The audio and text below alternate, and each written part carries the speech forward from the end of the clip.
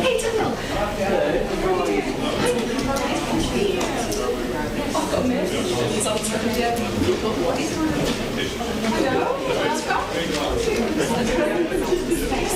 Hello. I was expecting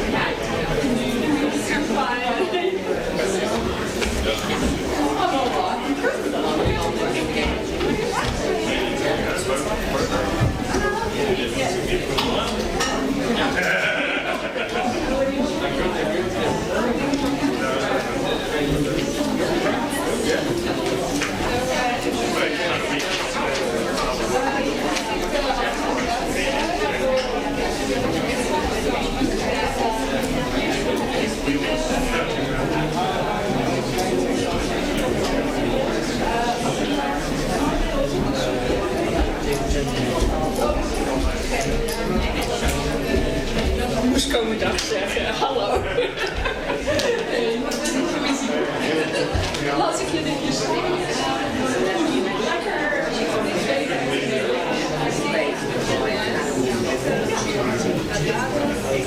Zo samen, zelfs de commissaris.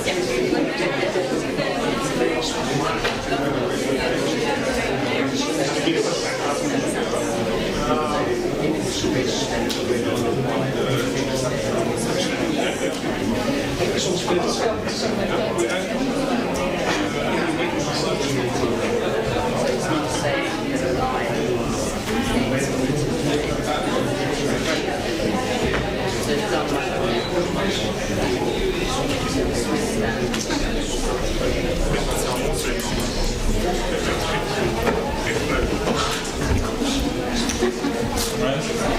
Donc bah voilà, c'est parti.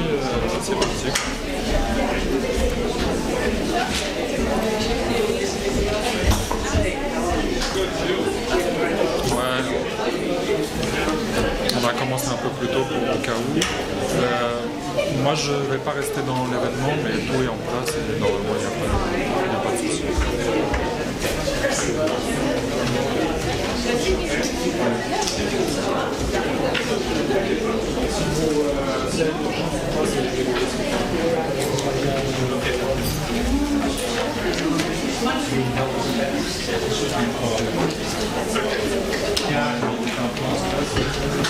Et moi aussi parce que après l'autre personne sera proposée aussi.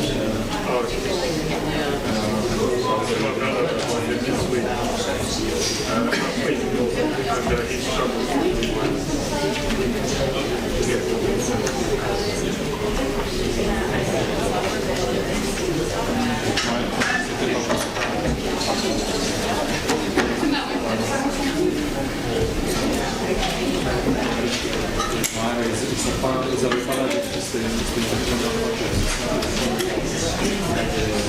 Et personnellement, je ne les connaissais pas en plus. C'est quelqu'un qui m'avait été recommandé.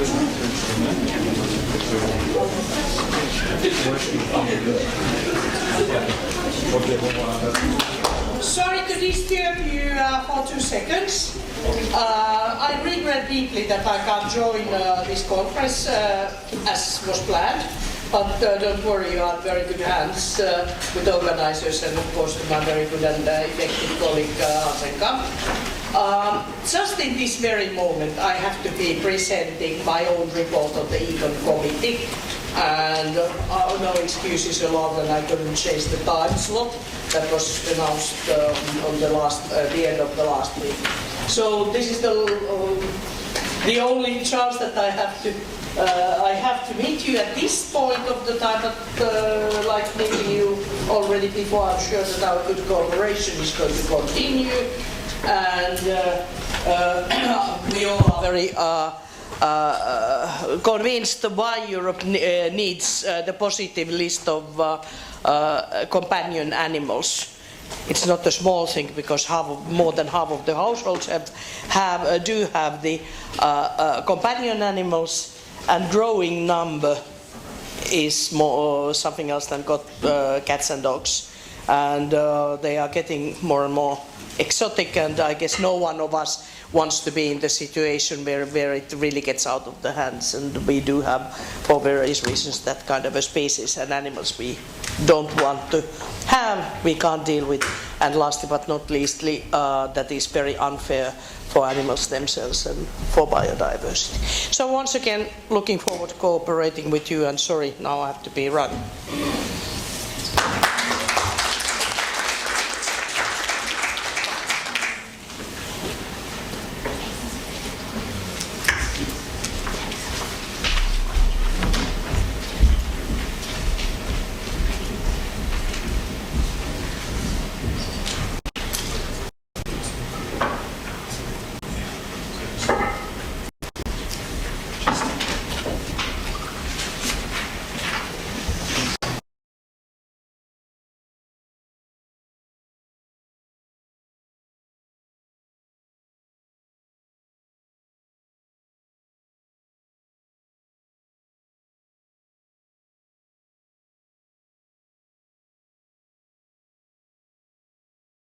Event. My name is Reineke Hameleers. I'm director of Eurogroup for Animals.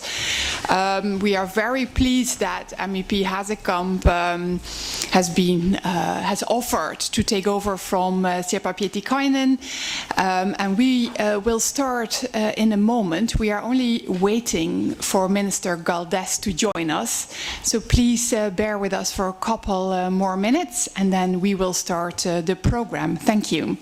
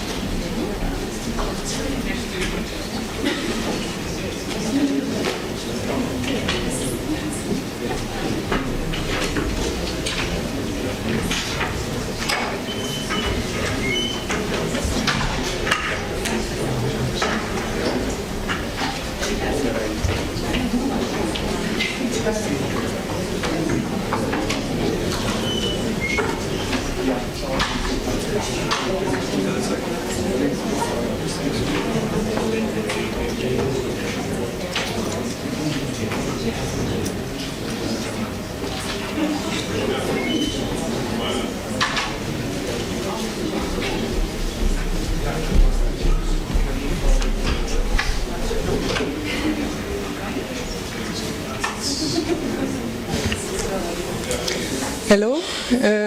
I see that not everybody is able to sit, but we will start anyway. Honourable Parliamentary Secretary for Agriculture, Fisheries and Animal Rights of Malta, dear attendees, thank you for coming here today. The aim of this conference is the promotion of the positive list, a list of allowed pet species as the most effective, concise, transparent, enforceable and economically feasible way to regulate the keeping and the sale of exotic pets in the European Union. The benefits of the adoption of a positive list will be presented, as well as practical solutions on how to implement it. As frontrunners in Europe, representatives of the Dutch Ministry of Economic Affairs and the Flemish Ministry of Animal Welfare, the Luxembourg Ministry of Agriculture, will present their experiences with the positive list, whilst highlighting the benefits, the challenges and the results. The conference will also offer an opportunity to discover how the positive list approach complies with the new European Union regulation on invasive alien species, contributing to prevent the introduction of alien species that threaten ecosystem habitats and or species. Sirpa Pietikainen, member of the European Parliament, you saw her earlier. She is president of the Intergroup for Animal Welfare and Animal Conservation, and she apologizes again for not being able to be here today to open the conference because of an unexpected and irrevocable commitment. However, she sent us the following note. First of all, my sincerest apologies for not being there in person to deliver this opening speech due to changes to committee agenda. I will have to attend today's Econ meeting that discusses my own report. Do not let my absence detract from the importance of the issue on the table today, namely the problems brought by the increasing trade in exotic pets and the lack of EU legal framework governing their trade. The keeping of a pet should enhance both the welfare of the animal and the keeper, and should not be problematic for or represent a threat to the wider community or the environment, as it is the case today. The exotic pet industry should be subjected to precautionary safety provisions on a European scale. This is, however, not the case today. In the European member states, different national provisions related to the keeping and the sale of exotic pets are very diverse, where legislation even exists. Legal provisions may ban the keeping of some species of animals, negative or blacklist, or allow only some of the species to be kept, like a positive list. Positive lists are preferable due to their simplicity and preventive character. A concise list of animals that may be kept provides clarity to owners and enforcement agency and creates less bureaucracy for governments. Negative lists need to be continuously updated and as new species are observed to be kept as pets. Their conservation status becomes critical or when species appear to threaten human and or animal health and biodiversity.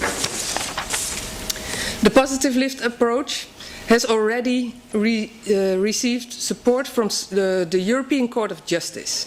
And today our speakers will explain why and how their countries decided to adopt a positive list system as the best practice to regulate the exotic pet trade. Ms. Wisniewska, Vice President of the Intergroup and co-host of this event, would also like to excuse her absence today due to prior commitments in her country. Therefore, I would like to present her statement as well. I am honored to have the opportunity to participate in the organization of such an important event. This conference today will hopefully bring us a step forward in our common targets of improving the welfare standards of exotic animals in promoting a list of allowed pet species.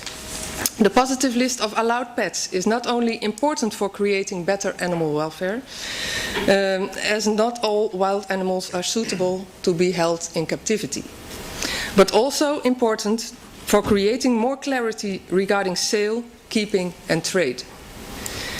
These joint efforts of promoting such a list could also have a direct positive impact on human health and safety by preventing the spread of disease.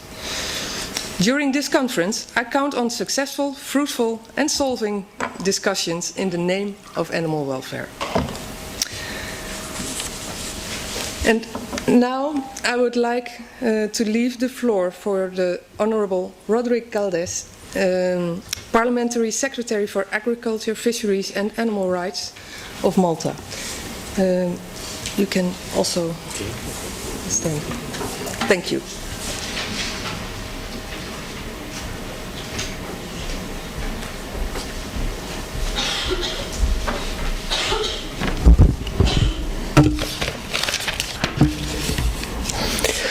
I would like to thank all the organizers for bringing together this conference on an issue of growing interest.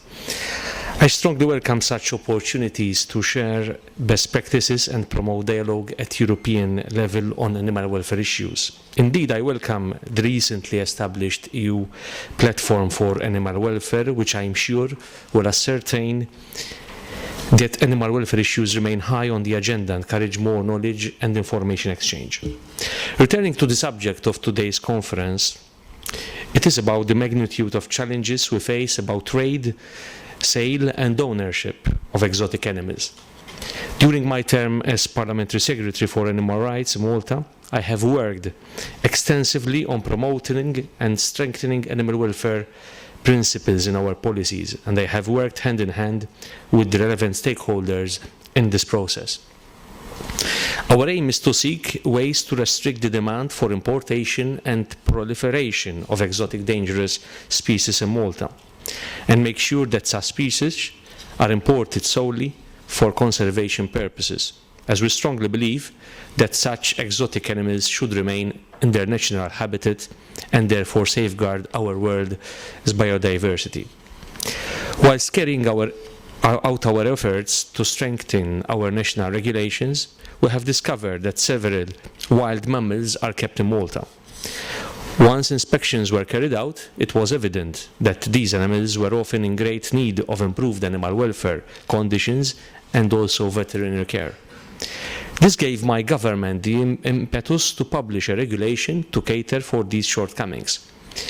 When we started reflecting on the risks surrounding exotic animals, we noted the lack of harmonized EU legislation with the exception of CITES obligations and certain minimum animal health requirements. The three pillars that founded the basis of our Maltese regulations were animal welfare, public safety, and the protection of our island's biodiversity. It became evident that the main driver behind the keeping of such animals as pets over the past decades is fundamentally cultural. Owning these animals has become in the Maltese society a way of showing power and wealth to the detriment of the traditional values of keeping domesticated animals. This responsibility and care applies not only for ourselves, but also for our future generations. Confronted with this cultural divide, I have sought to bridge the differences through dialogue and partnership. By working closely with people interested in keeping such animals and animal welfare groups, we are promoting a shift towards a culture of collective responsibility and mutual respect. We have worked hard to develop our animal welfare ideas and initiatives in order to ensure the commitment of responsible ownership. This is a fertile ground which we are promoting, and it is gaining support from all actors involved. Similarly, to Malta, most member states have over time developed their own regulatory frameworks for exotic animals. On its part, the European Parliament has proposed the use of positive lists to reduce the trade of exotic pets, and some member states have adopted this approach, which is very important. I acknowledge the value that a positive list of exotic animals provides. However, in our particular case, Malta has opted to respond with urgency to strengthen secondary regulations on dangerous exotic animals in line with the powers accorded by Malta's Animal Welfare Act by blacklisting dangerous animals. Our initiative to improve legislation in this area has focused as a first step on the entry and keeping of dangerous exotic animals by designing a robust legislative package containing very detailed rules to address the safety and well-being of the animal and the general public, which are governed by strict enforcement tools. We are also giving due attention to the general welfare of these animals, particularly during transportation. For this reason, Malta is continuously working with other member states and trading partners as well as with the European Commission in order to develop minimum national standard requirements for licensing transporters and their vehicles transporting not only for dangerous animals but also for other exotics. The national legislation entered into force in May 2016 and official veterinarians to ensure that animal welfare requirements were being met carried out round of site visits. We implemented a stepwise approach that was intended to guide applicants on how to improve the conditions in which they kept their animals. The authorities provided applicants with recommendations and highlighted the deficiencies they needed to address before being registered. We are pleased that our efforts were rewarded, as indeed we are observing higher level of compliance and immediate improvements following the introduction of the changes made. Based on this experience, I wish to emphasize that most important objective, irrespective of regulatory tools used, should also always be to ensure that animals are always given the care they require. To achieve this, it is of fundamental importance that all key stakeholders are able to formulate an informed decision with regards to exotic animal keeping. With these legal tools, we are aiming at reversing the growing trade of these animals and increase public awareness, strengthening welfare requirements on animal keepers, handlers, and logistics operators.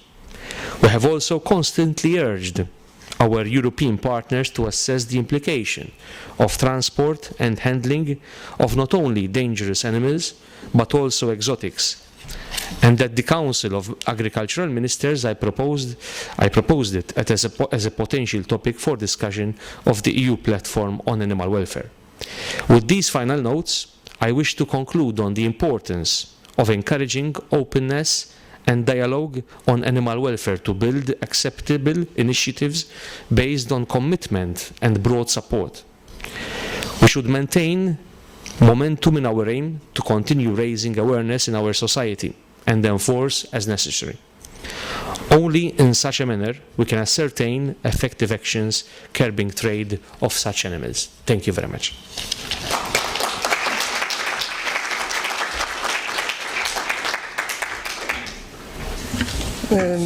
Thank you for this interesting speech, and I hope that today you will be inspired to have a positive list in Malta yourself.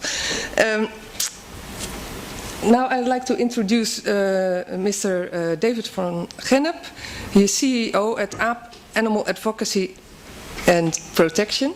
It's still a bit strange name for me. I still remember the old name. He's now going to present the standpoint of one of Europe's primary rescue centers for exotic pets. Thank you.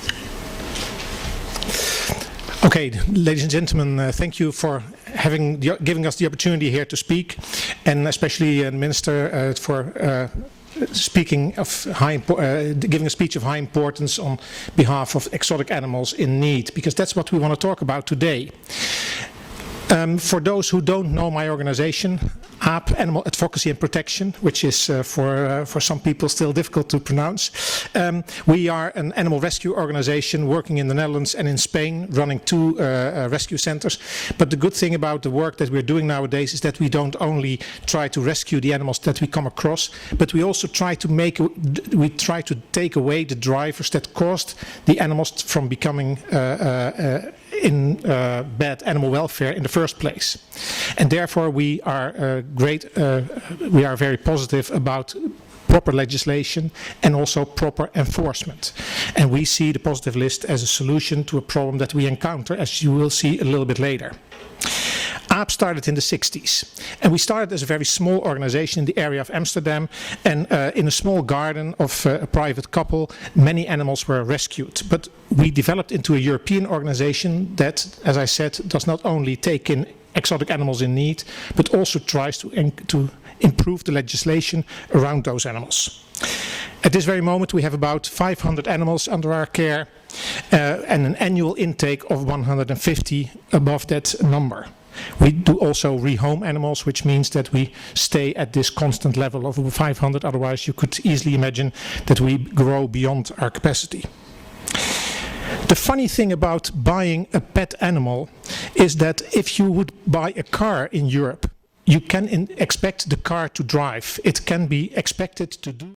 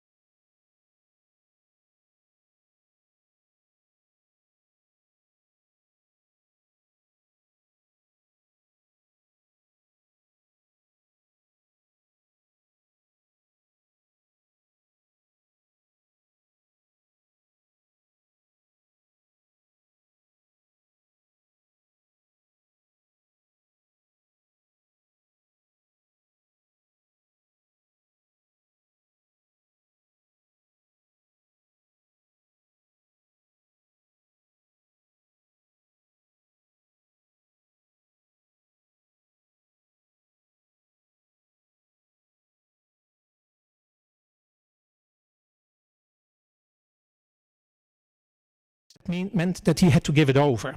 And that means that these kind of animals are being turned in with an organization like ours day after day. In the Netherlands, thanks to the introduction of a positive list, we hope that this whole issue with all these new animals will be stopped. That no new Moses or New Guineas will be kept as pets and they will not have to be taken in by a shelter. Together with the Dutch government, we worked on a positive list where we introduced, especially together with all other kind of stakeholders, enough appropriate knowledge to distinguish the suitable and the unsuitable animals as pets. And we are very happy and very proud that such a list would eventually be brought further into Europe. I thank you very much for your attention.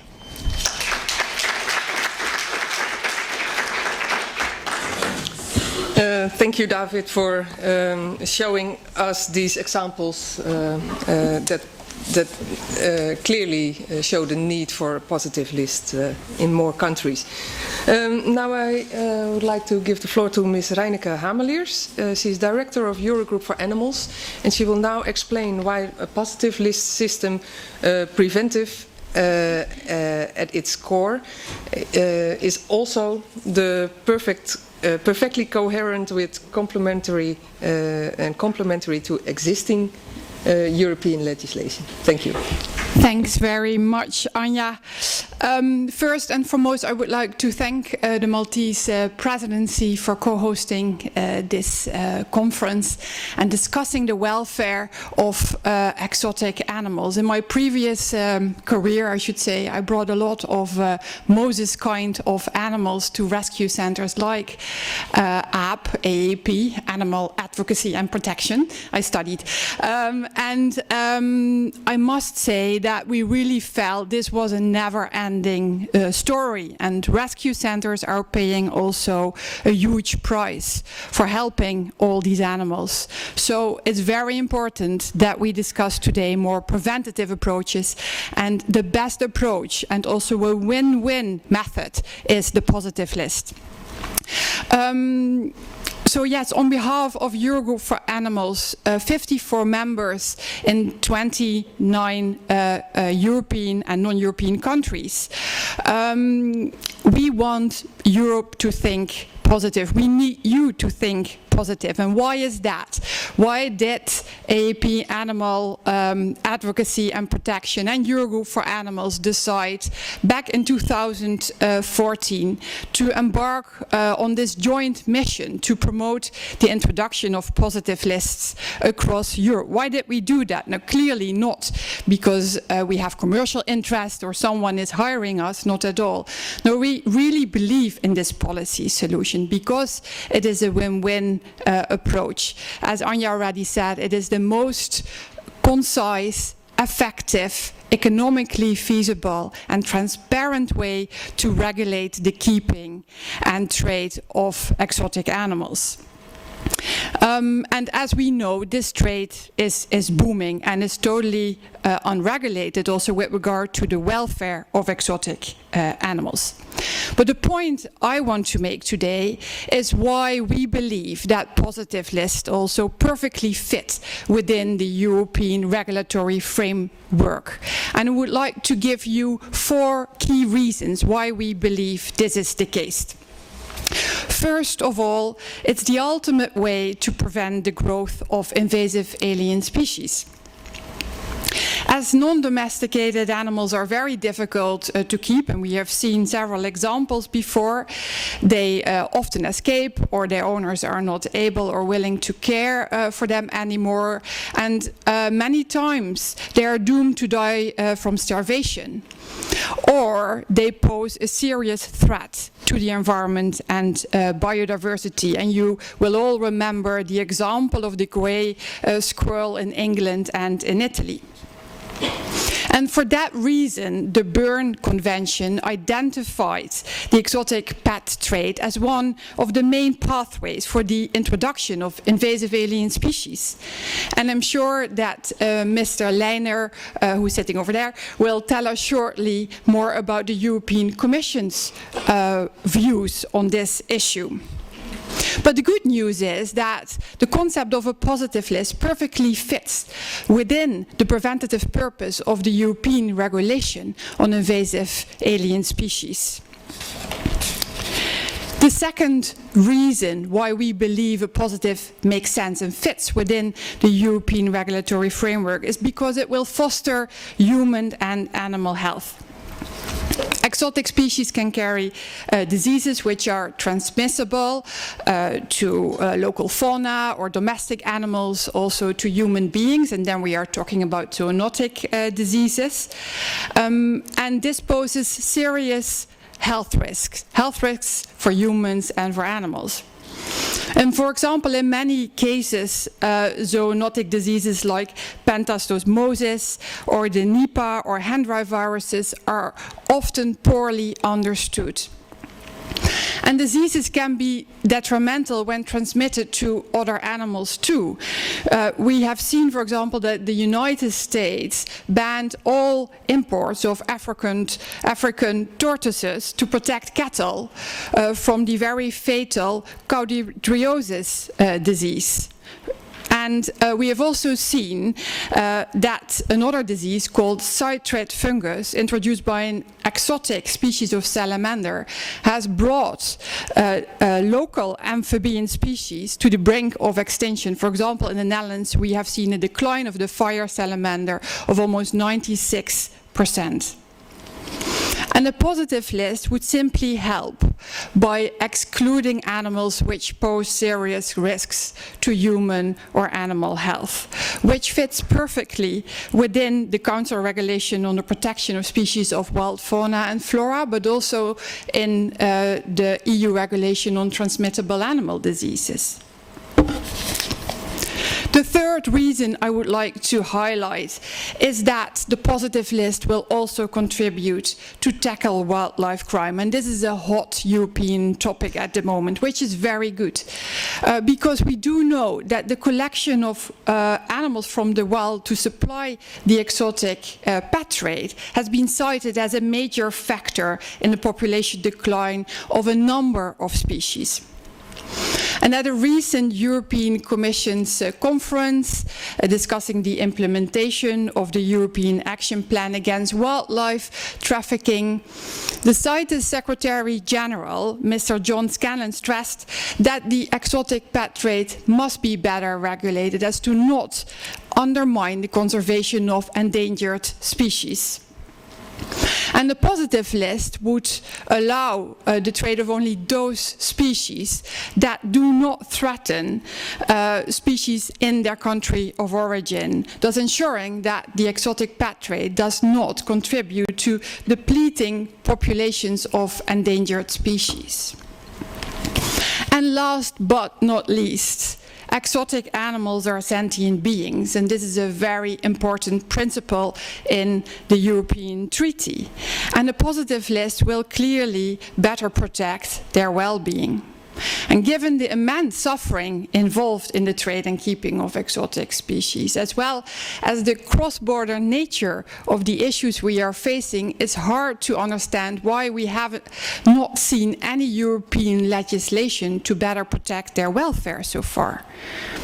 Because research by Eurogroup for Animals and AAP has clearly shown that legislation at national level is insufficient, is not comprehensive, and also varies widely. So that does not bring the solutions we need.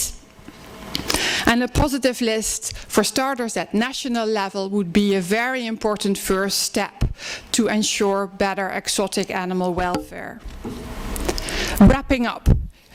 Indeed, we need Europe to think positive and support the introduction of positive lists, as it will help animals. It will foster animal and human health. It will tackle legal and illegal trade of these animals, and it will reduce threats to biodiversity and to the environment. So thank you so much for your support, and I would now like to hand over to Commissioner Vella, Commissioner for Environment Vella, who is not in this room with us physically, but who has delivered a video message which we will show now. Thanks a lot.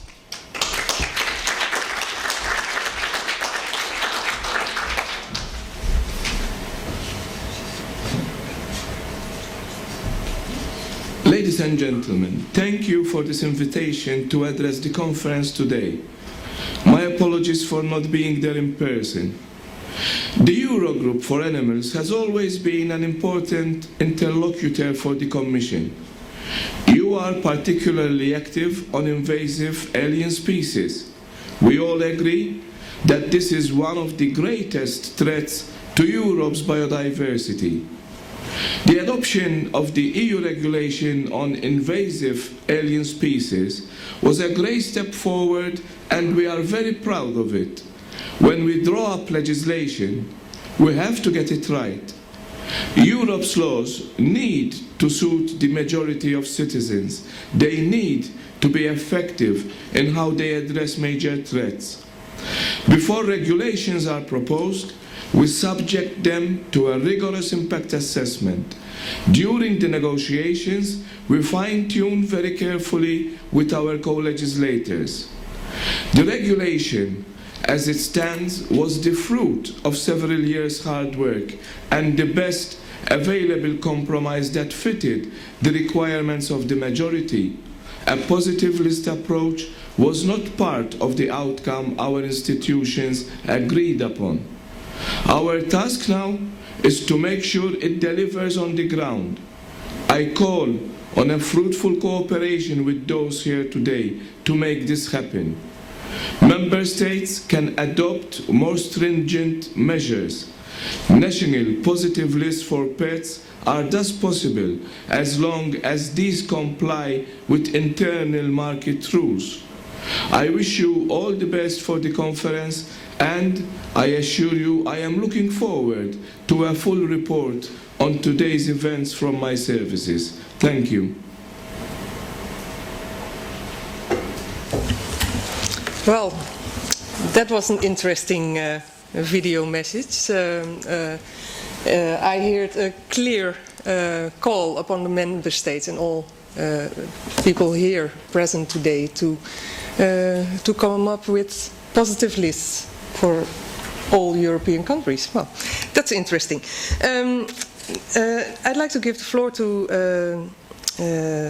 Mr. Hans van Dongen, head of the Unit for Animal Welfare of the Ministry of Economic Affairs of the Netherlands, and he will present the scientific system created by the Wageningen University to assess species for suitability as pets, while it is the basis of the Netherlands legislation.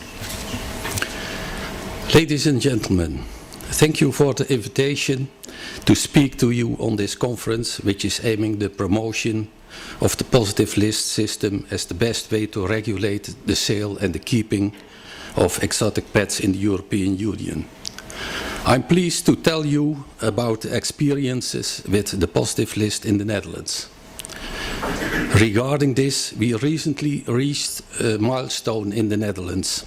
After a political discussion which took more than 20 years, we have published a draft list of allowed pet species in the Netherlands. In this presentation, I will tell you about the development in the thinking about animals and in the development in the regulation of the use of animals.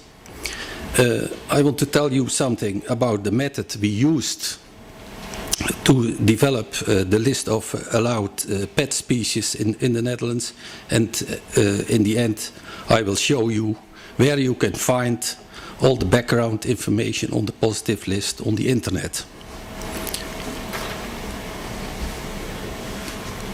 The next one, please.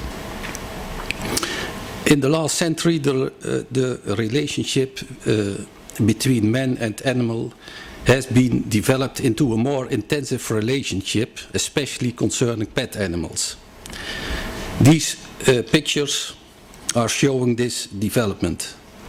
Until 1950, dogs were pulling the cart. Nowadays, we are pulling the dogs. Next one, please. These pictures show the development in the way pet animals are used and treated. Before, we only had a cat, a dog or a canary as pet animal, and nowadays there are all kinds of exotic pets. The more exotic and endangered, the more people want them. We even build houses for the dog. And some pets are treated as if they were a human. We dress them like a child, we let them do sports which we like to do. Next one, please. In the Dutch animal welfare law is laid down that physical and mental integrity of the animal should be respected because every animal has been recognized as an individual with his own feeling. The welfare of the animal should be taken into account, and any infringement is not allowed unless it cannot be prevented or other values, for example food production, are more important. It's the so-called no unless principle. And what we see is a shift in the acceptability of the use of animals in the last decades. Since 1962, the use of draught dogs is forbidden in the Netherlands. In 2012, we got legislation which is banning out the use of minks for fur production in the year 2023. And since 2015, the use of wild animals in circuses is forbidden in the Netherlands. And now the keeping of animals as a pet which are not suitable as a pet is going to be forbidden, like for example a sloth. Next one, please. Something more about the no unless principle. It depends on the use of the animal which infringement is acceptable. So for example, when an animal is kept for food production, then it's accepted that there is an infringement of the welfare of the animal. But if the same animal is kept as a pet, then the same welfare infringement is not always acceptable. In this situation, the interest of the animal comes first, and the interest and not the interest of the owner. So you see that the same animal can be treated different depending on the use of it. Next one. Next one.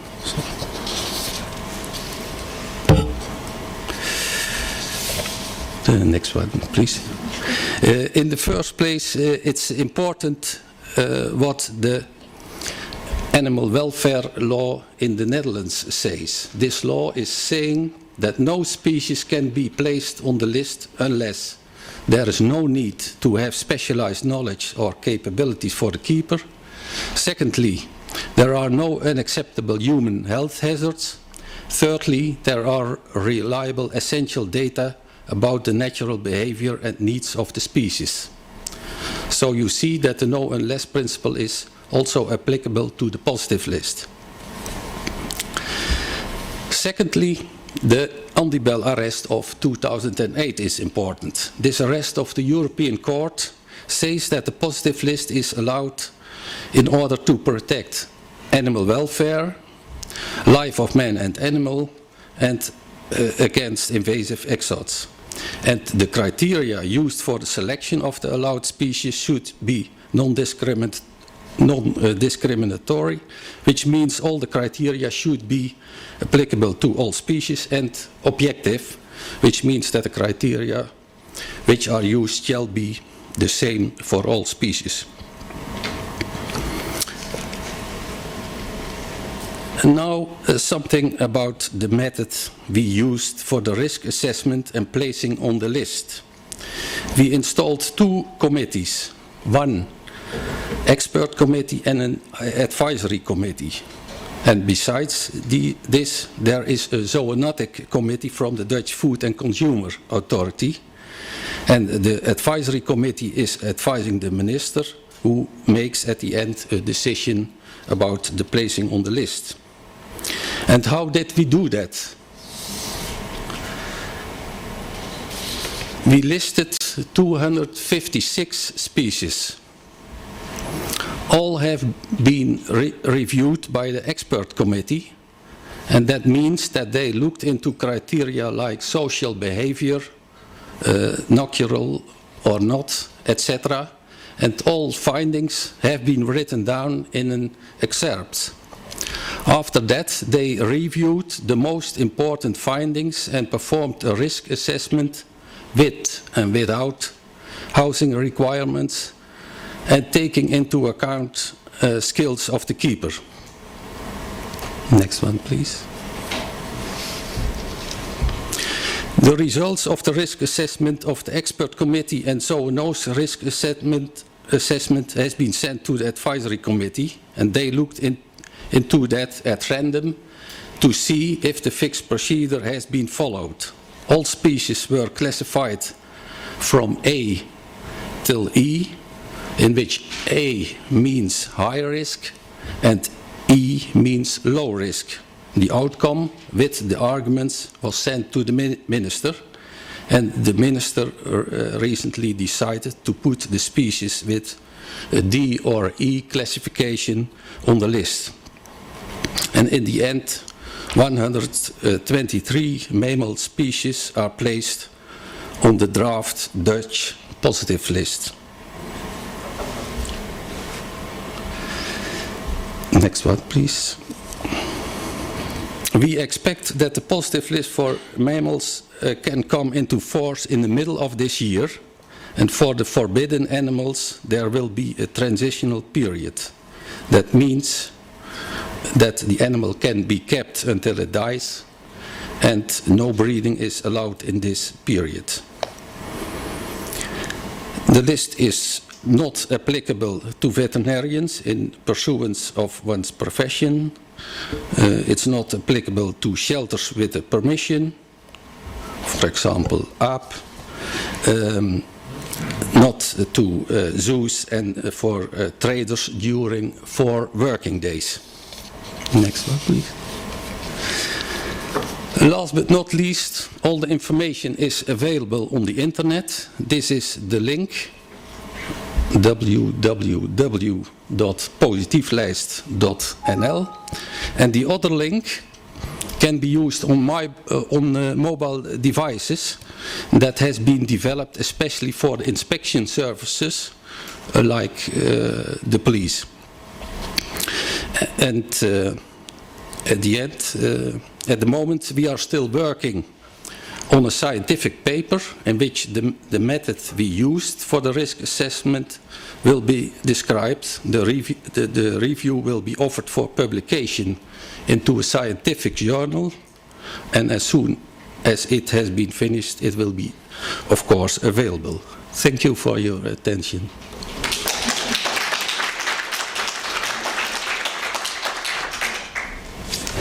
Thank you very much. Mr. Stefan Leiner, head of the unit Environment Biodiversity at the European Commission, will present the European Commission's view on exotic pet trade in the context of the European regulation on invasive alien species. Thank you very much, and as I didn't do a PowerPoint presentation, I can as well stay here. Sorry for those whom I have to then turn my back to. Thank you, Madam Chair, Mr. Minister, ladies and gentlemen, members of the European Parliament. As you have said, I'm not in charge of animal welfare, I'm not in charge of pet trade, I'm in charge of biodiversity in the European Commission, and it's really from that perspective that we also deal with the EU regulation on invasive alien species, and that's what I will focus on in these next 15 minutes. So I really want to give you a brief overview about this regulation, not reiterating what Commissioner Vella has already said, highlighting how it is relevant or not to the issues we are discussing here today. But there is of course a link. Having said that, not all of invasive alien species are invasive alien species of European Union concern. Not all of those are pets, and not all pets are invasive alien species. So we are really talking about a subgroup of the issue that we are dealing with here today. Now, the EU is a signatory to the Convention on Biological Diversity, one of the 3 Rio Conventions, and under this it has inter alia committed itself to halt the loss of biodiversity in the EU, and we have developed our own EU biodiversity strategy, which outlines a series of commitments, of targets, of objectives and actions in order to achieve this objective. And one of the 6 headline targets is dealing with invasive alien species, and this is, as Commissioner Vella has said, because invasive alien species are one of the major threats to biodiversity worldwide and also in the European Union.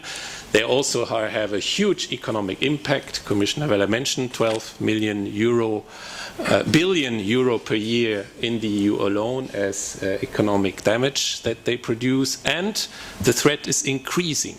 So we really have to deal with a major problem both in the European Union but also worldwide when we talk about invasive alien species.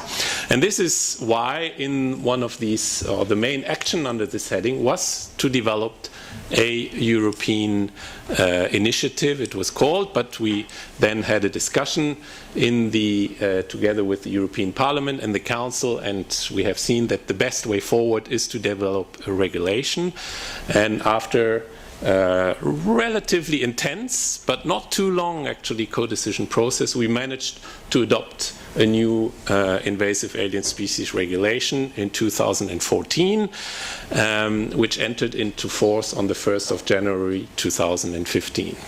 And this regulation really has as its main objective to protect biodiversity through dealing with the 3 main actions that you can do, mainly prevention of the introduction of those invasive alien species into the European Union,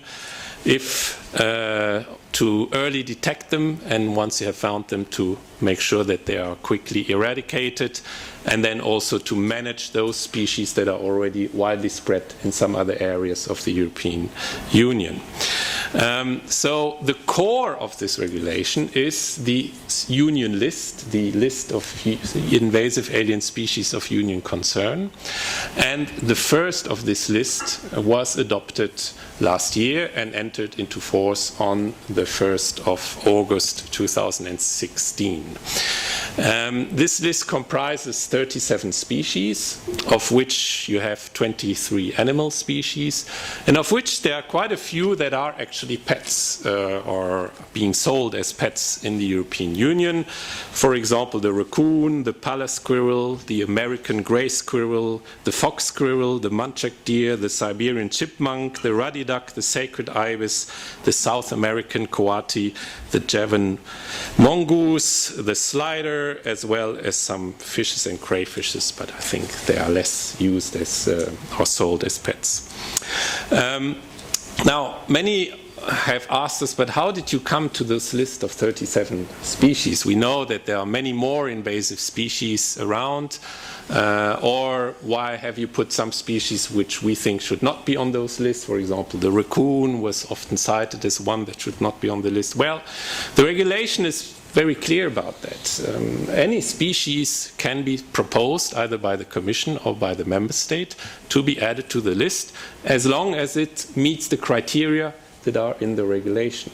And the main criteria is really that they are invasive, that they are not endemic to the EU, so that they are alien, but also that they are really a threat to biodiversity, meaning to indigenous species or habitats or ecosystems of the European Union, and all those criteria are listed in the regulation. I will not tell you the number of the articles, I just want to focus on the main elements on them. Now, one of the most important criteria is that they are underpinned by a risk assessment, which again has very clear criteria of what should be in this risk assessment, and this is outlined in the regulation itself. And then once a species has been submitted, the Commission first checks if the main elements that are in the regulation are met very quickly, but then it submits all the risk assessments to the scientific forum, which consists of one expert nominated by each of the member states. So you have experts from the member states, and they really go through all of the risk assessments and say, do these risk assessments really meet the criteria as outlined in the legislation?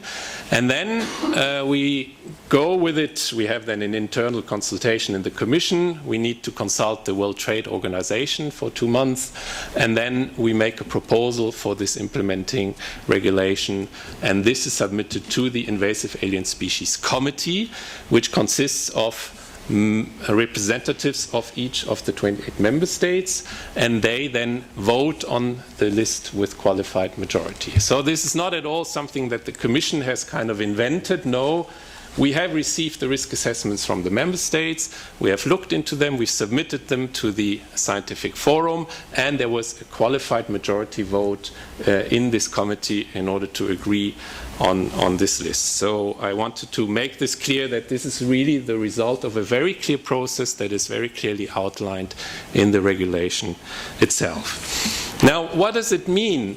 First of all, I want to say that this list is not the final list. We already have received additional risk assessments, and we are in the process of further looking into species that might be added to a first update of the list. And there could also be species that are then removed from the list once we see that they do not fit the criteria anymore. But this would, in our view, only happen once you have had some experience in implementing the regulation with those species on the list.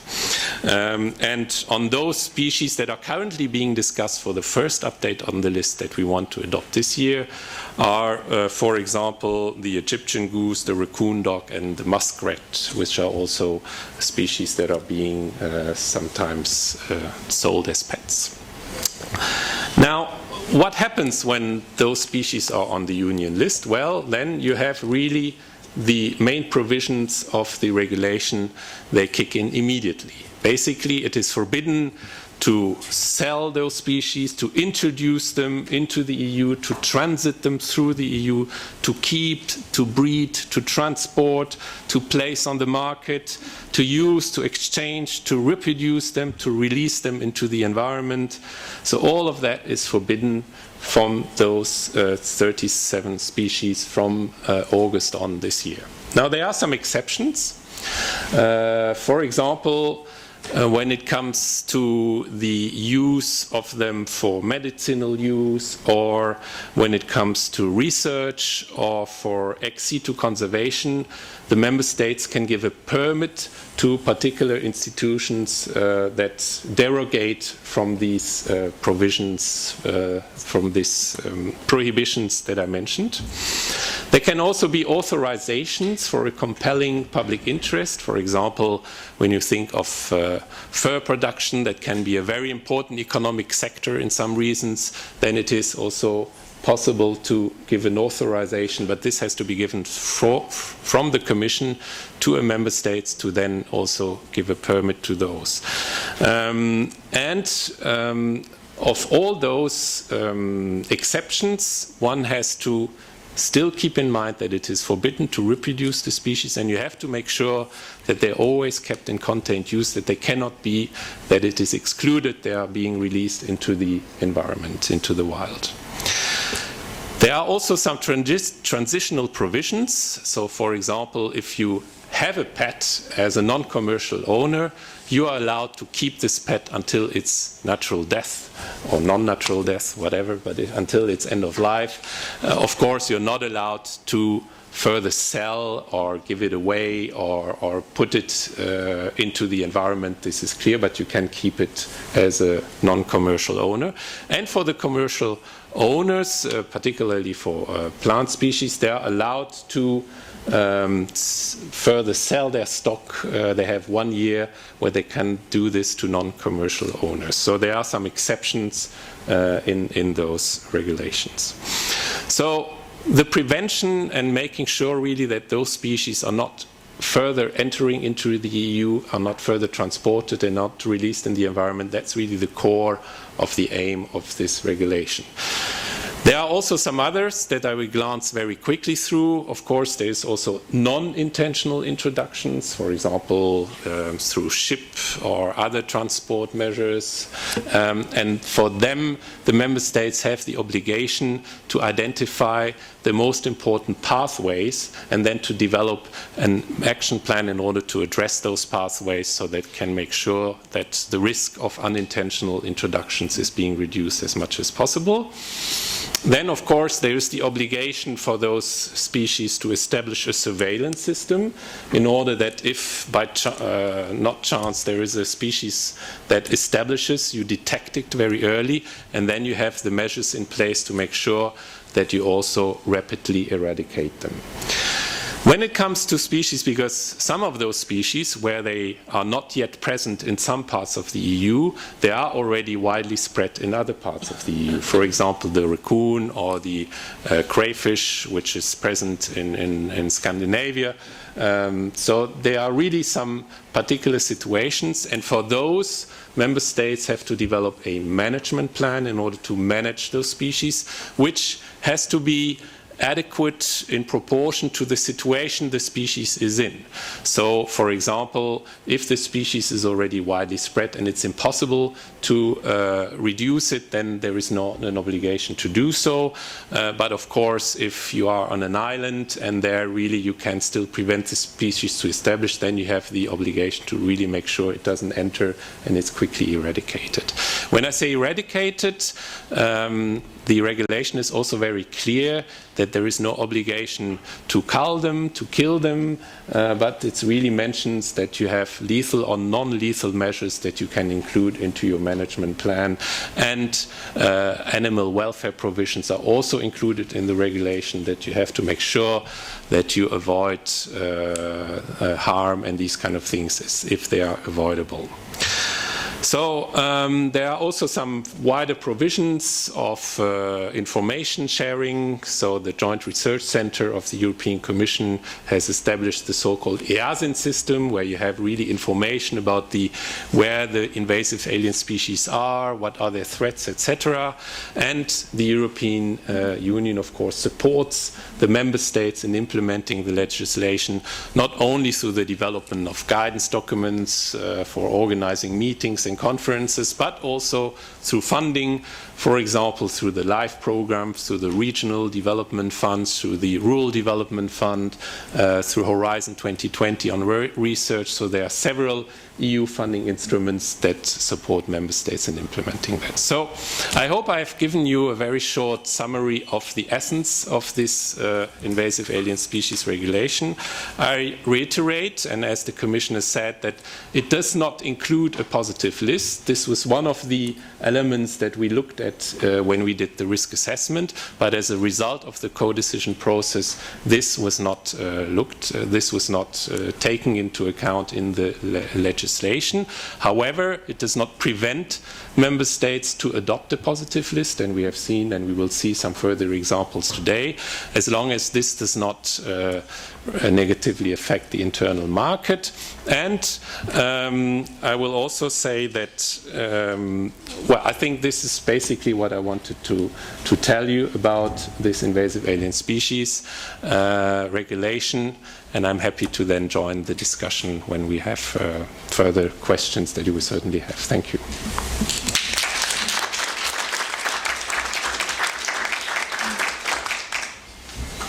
Thank you very much for your interesting presentation. Now I would like to give the floor to Mr. Felix Wildschutz, the Director of the Administration of Veterinary Service at the Ministry of Agriculture, Viticulture and Consumers Protection of Luxembourg. He will present the ongoing revision of animal welfare legislation in Luxembourg and the reasons why Luxembourg is also considering regulation through a positive list. Thank you. Thank you. Dear members of the Intergroup on Animal Welfare and Conservation of Animals, dear members of the Eurogroup of Animals and AAP, dear representatives of the Maltese Presidency, of the Council, ladies and gentlemen. In the name of the Minister of Agriculture of Luxembourg, it's an honor and a great pleasure for me to take the floor and address some words to you in the frame of this conference on positive lists to regulate the sale and keeping of exotic animals as pets. The last time I speak in the frame of a conference organized by the Eurogroup of Animals was during our presidency, which took place in the second half of 2015, and one of the important subjects for us during the presidency was the animal welfare. There was some discussion at the level of Agri-Council as well as the working group of the CBOs, and even if we not succeeded in convincing the Commission to establish a new strategy plan on animal welfare for the period of 2016-2020, we are happy that the idea of an animal welfare platform discussed under Luxembourgish presidency and also the following presidencies will be realized by the organization of the first meeting on the platform in the near future, namely in June if my information are correct. At a national level, the animal welfare is also a very important subject for Luxembourg and for our Minister of Agriculture. The governmental plan of 2013 had foreseen a reform of our animal welfare legislation, and a new project of the animal welfare law has been introduced at the Parliament in May 2016 by our Minister of Agriculture. We are waiting now for the mandatory advices of the political and professional organization, so that we hope we will be available in the coming weeks, so that the discussion in the Parliament can begin and close with a positive vote in the next coming months. Some new and important points of this project of law on animal welfare are the definitions, the positive lists, and the sanctions in the frame of animal welfare. In point of view of the definition, we have tried to give a precise one of the animal which is considered as a non-human being with sensibility who can feel pain and express other emotions. This definition is not only foreseen in our new law, but will also be introduced in our constitution, which will be changed in the next future. Also, the chapter on sanction had been completely changed compared to this one of the law, who dated from 1983. There are now administrative sanctions as well as penalties, which range from 250 to 200,000 euro, and imprisonment from 8 days to 2 years in the case of very cruel maltreatment of animals. Now, regarding the positive lists, we have introduced different lists in the text of the law. A positive list of mammals, a positive list for non-mammals, and also a positive list for animals kept and showed in circuses. The list of circuses animals doesn't contain any wild animal like lion, tiger, elephant, but only domestic animals. The other two lists, the list of mammals contains the animals which are generally kept as pet animals, like dogs, cats, rabbits, horses, but also animals like hamsters, guinea pigs, rats, and so on, which fell under the so-called new pet animals category, which are very often kept as pet animals.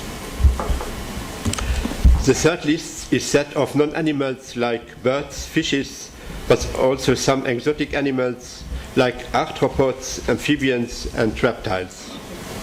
The animals of the positive list, which can be kept without authorization, are non-venomous and cannot exceed a certain size. The maximum size for snakes is 3 meters, and for lizards and ferrets, they are limited to 1 meter.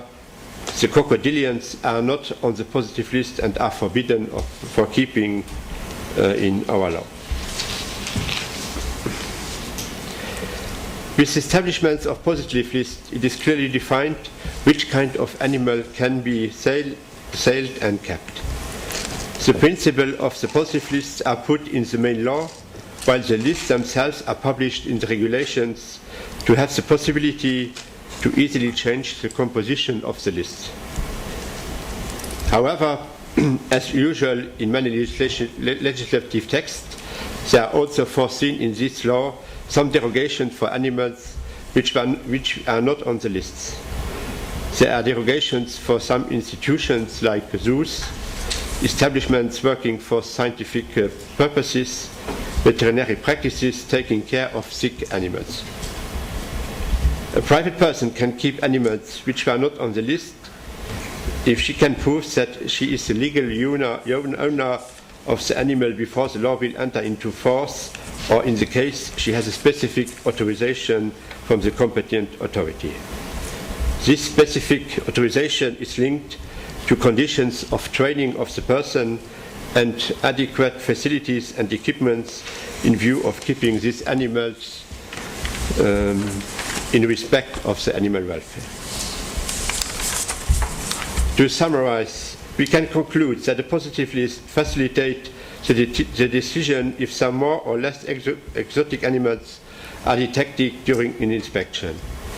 If there is a problem of animal welfare with animals which were not on the lists, these animals can be easily confiscated in view of the respect of well-being of these animals. So as I said, our law is not yet in force, but it's a project, and we hope that with the entering in force of our new law and the new list, we will have the expected benefit of these positive lists. So we cannot give a history of the effect of the positive list, but I hope in some years, when I have the possibility to speak at an organization, we can give a positive aspects of this putting in place of positive list. Thank you very much for your attention.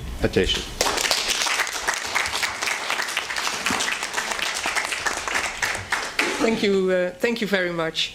Our next speaker is Petras Austrevicius. He is a member of the European Parliament and Vice President of the Intergroup on the Welfare and Conservation of Animals. He will explain us why the positive list would be the most suitable system to regulate the exotic pet trade, also in Lithuania. Thank you. Thank you, colleague. Thank you. Welcome to the European Parliament and colleagues, NGOs present here, ladies and gentlemen. Indeed, I can't be proud stating that there is a positive list legislation in my country. No, there is no such one for the time of being. But I am convinced there should be such one, taking an example from those countries, EU member states, which already have a pleasure to have it and to implement to full extent.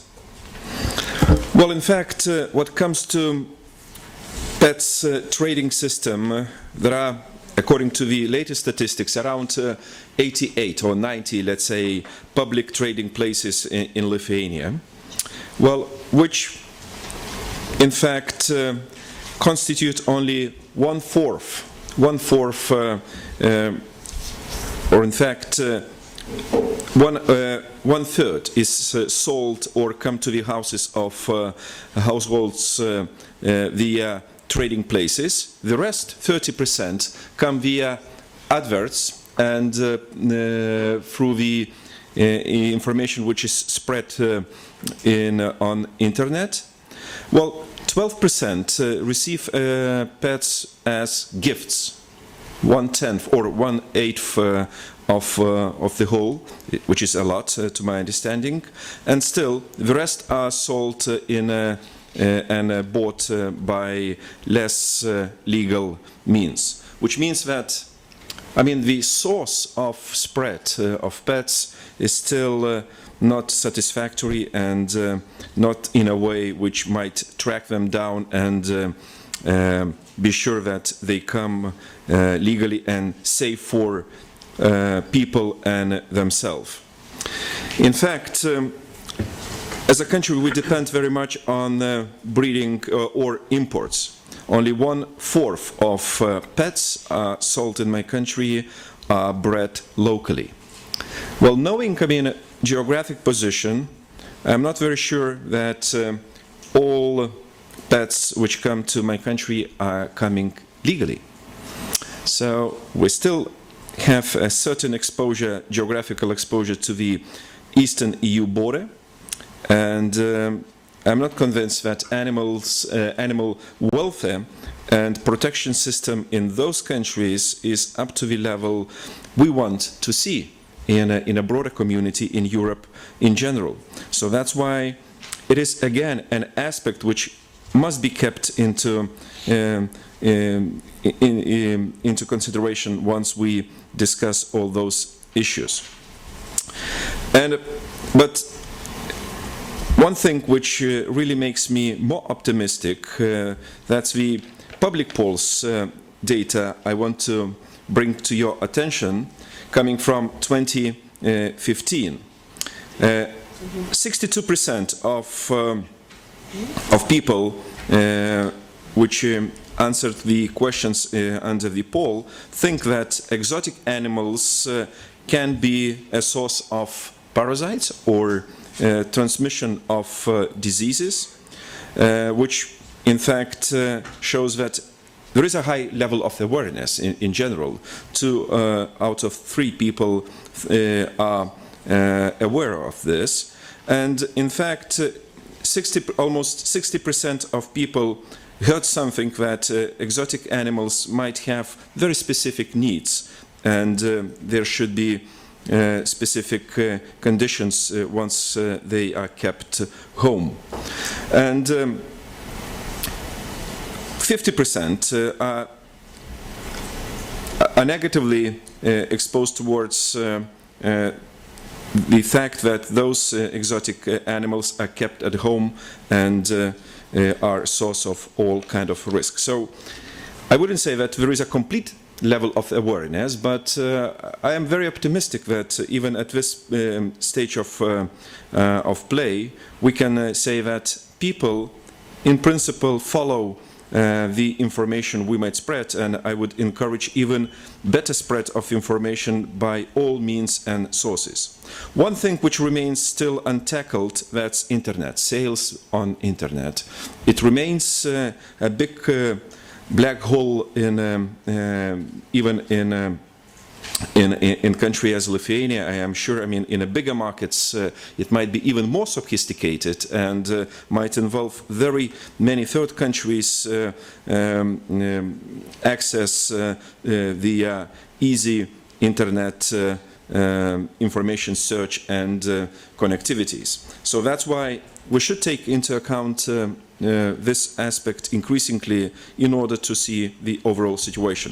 My very brief comments on things we might do once we discuss tonight this issue. First of all, I am very much convinced that it's better to prevent than eradicate. A principle which is more human and less expensive. Secondly, I see no way, to act one by one. I don't believe that we should encourage single member states to go forward and for the rest to do nothing. I call on EU-wide action in this regard, and we should probably appreciate the efforts of some countries more advanced in this regard, especially Benelux ones, and to try to build on best practices in those countries already existing and spread among others. And I see no reason why any single member state would be unable to implement best practices already elaborated and accumulated in those countries. I think, thirdly, I would be in favor of increasing awareness. And as I said, two-thirds of population is somehow aware, but it's not enough. I think better information access, easy access in this regard would be really needed. And finally, I don't see any lack of capacities, legal or practical, to implement, for example, positive list of exotic animals or animals in general we are speaking about. There is a lack of will.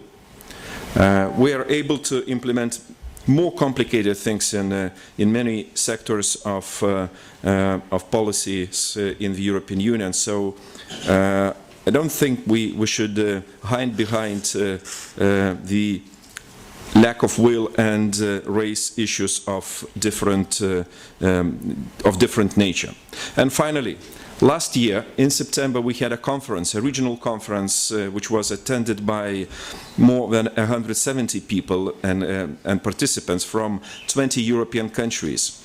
And what I see personally in this regard, that we need some regional cooperation, because regionally based countries have very similar exposures or even mental similarities. So we have to come together more on regional first, then European, in order to reach the level of policy regulation we are speaking about. And finally, if we think positive, I am sure we will act positively sooner or later. Thank you.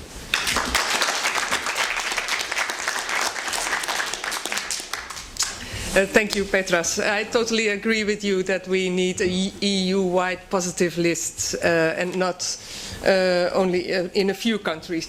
The next speaker is Erik van Tilburg, head of the Animal Welfare Division from the government of Flanders in Belgium. And he will illustrate the lessons learned from 15 years of the implementation of positive lists in Belgium. And that was the first EU member state that has adopted this legislation.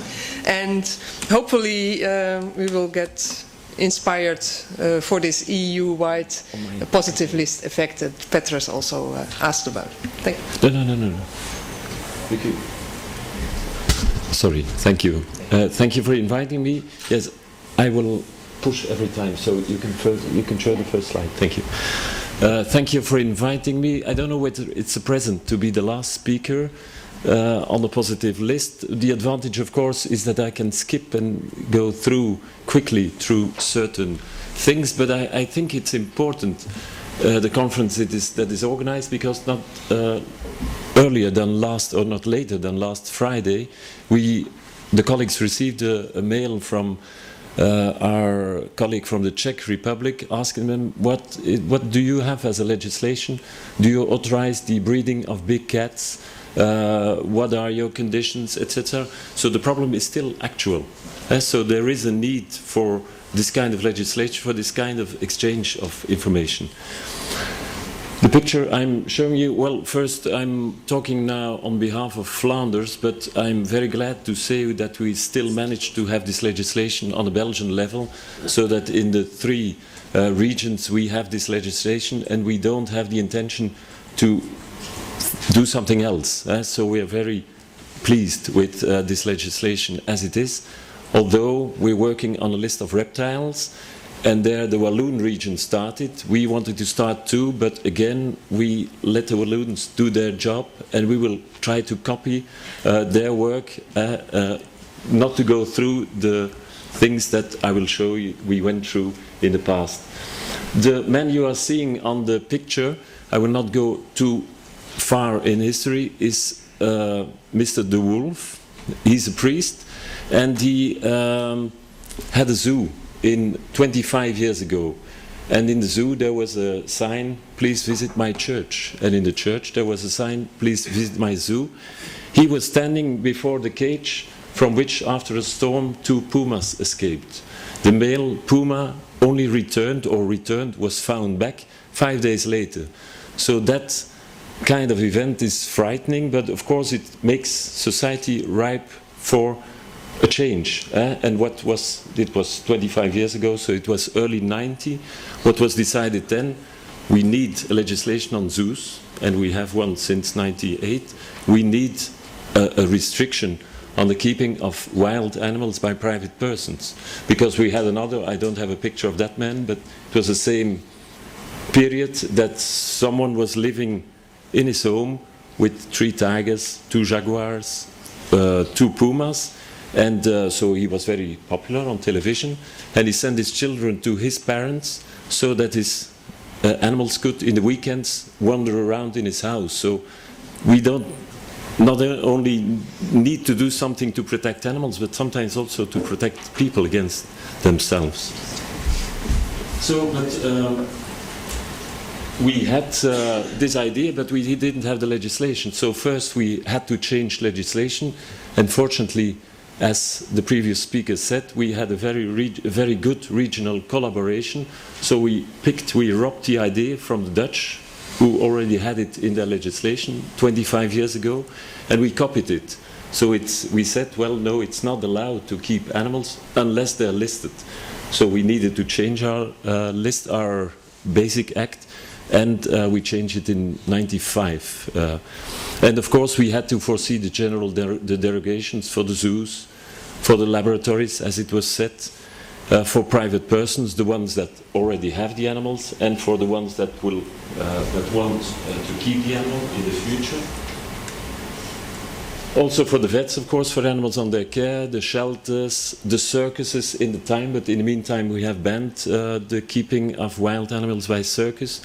And in order to avoid legal problems, we also foresaw the possibility for traders to still keep those animals, to authorize them to trade with, let's say, with keepers, with private persons or zoos in foreign countries for a short period, and on the condition that there is a written order.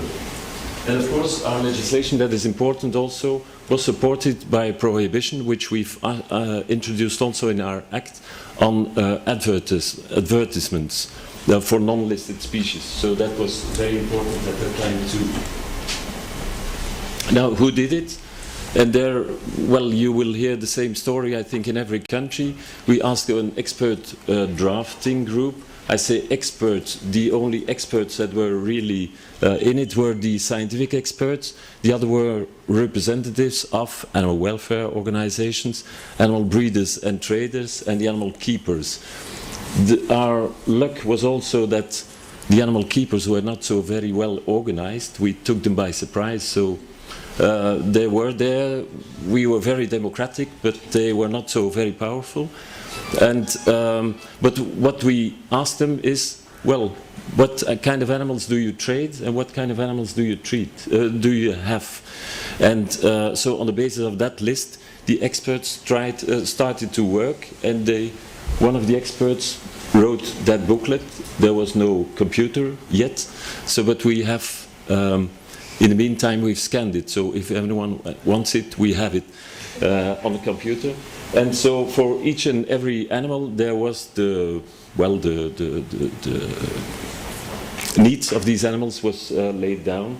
And so on the basis of that, decisions were taken. But of course, first we had to lay down criteria which would be used. And the criteria are similar to the ones that are used in Holland, or were used in Holland.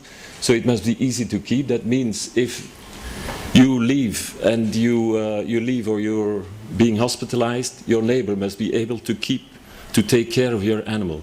So it must be easy to house it, easy to feed it.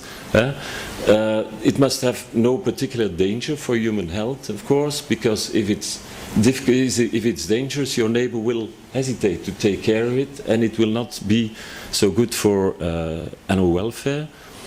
And it should be no threat to local fauna. That was before the invasive species, but the idea was already present. And then, of course, bibliographic data must be available. If there's no information about the animals, we say, well, you cannot keep it. And the fifth criteria is not the criteria, but if there is insufficient data or there is a conflict between data, the benefit of the doubt goes to the animal. And the result was that we have a royal decree, or we had the list of 42 mammal species. I said well, it was the advantage to have a not so powerful organization of animal keepers that we could limit it to 42 species. There's still one invasive species amongst them, so we will go to a list of 41 species. And well, the non-listed species were only allowed to be kept if they were already present before the ban. And of course we foresaw the possibility, for private persons to ask for authorization, a license to keep other species. And this demand should then prove their knowledge, the installations, the equipment to keep the animals. And the procedure was that this application would be submitted by the Zoological Commission, the Zoo Commission, which would then evaluate on a scientific basis.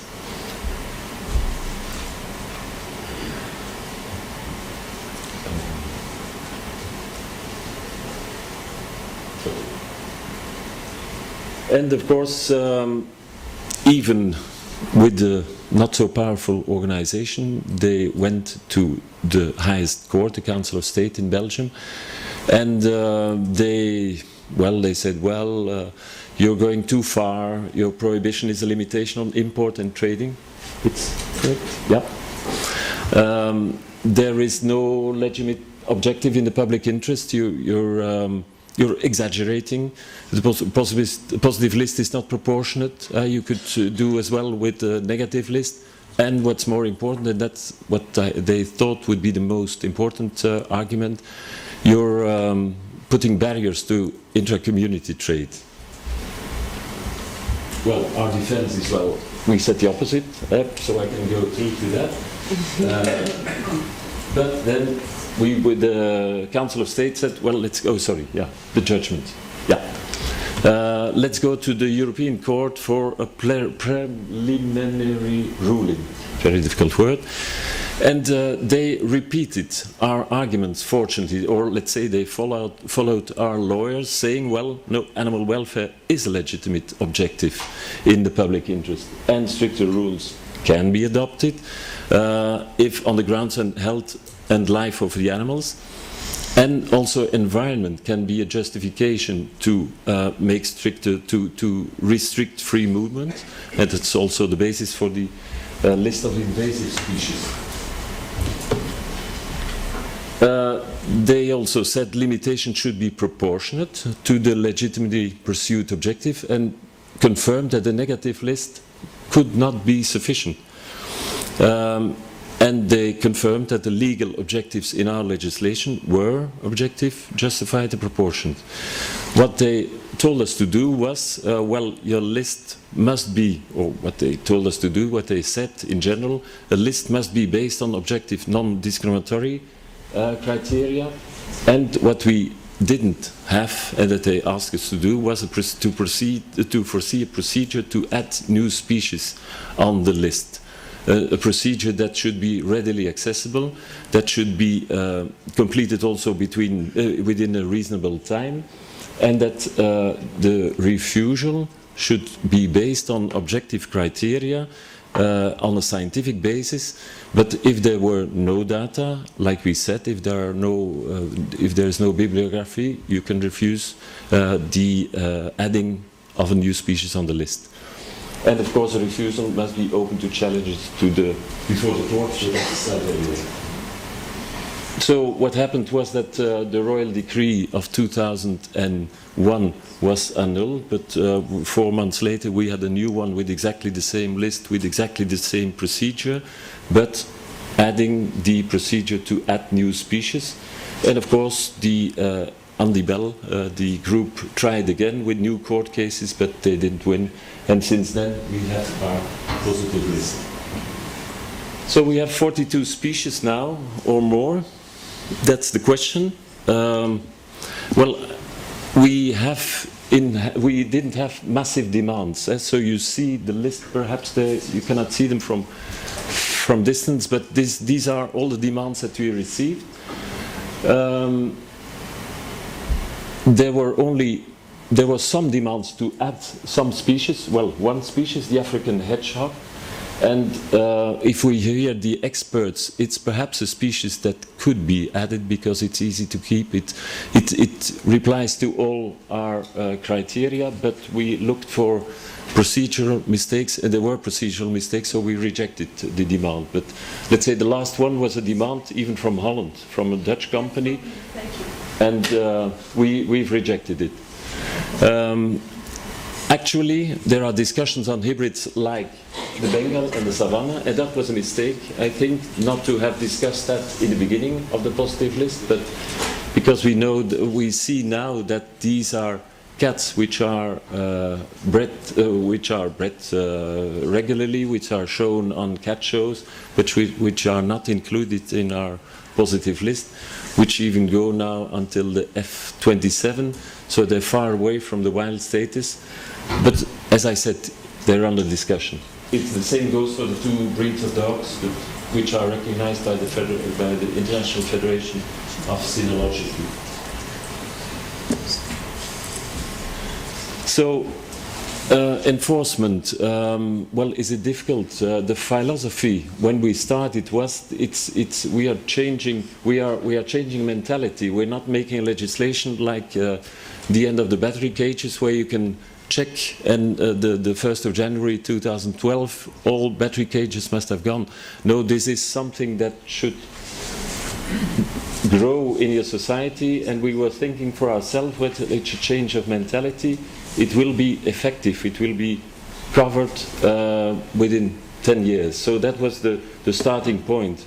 And in practice, we had the chance to have a simple list that means simple enforcement. If you have a very difficult list and you want to rely on policemen or non-experts, it becomes very difficult. We had the advantage of only having the pet shops and not yet the internet, so the pet shops were easy to control, and that was the source, let's say, of the exotic pets. And it was not the intention to go from door to door. Our inspectors, they were reacting on complaints or what neighbors gave through, or what the police gave through to our inspection services. And of course it was, as I said, supported by the ban on advertisements. And what's easy, of course, in such a legislation, it's black-white. So you have an animal, you have no proof of legal acquisition, so we seize it, and in most cases there is a press release which again educates public opinion.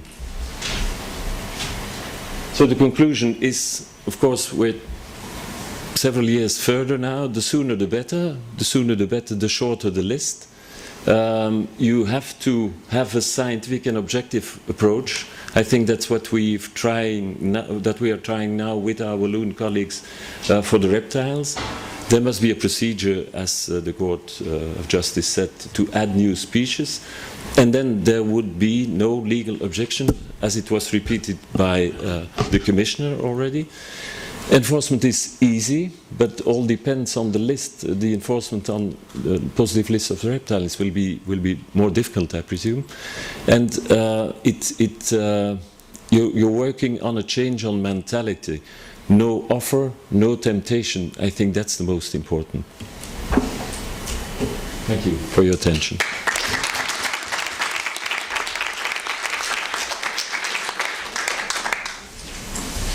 Well, thank you very much for this nice presentation.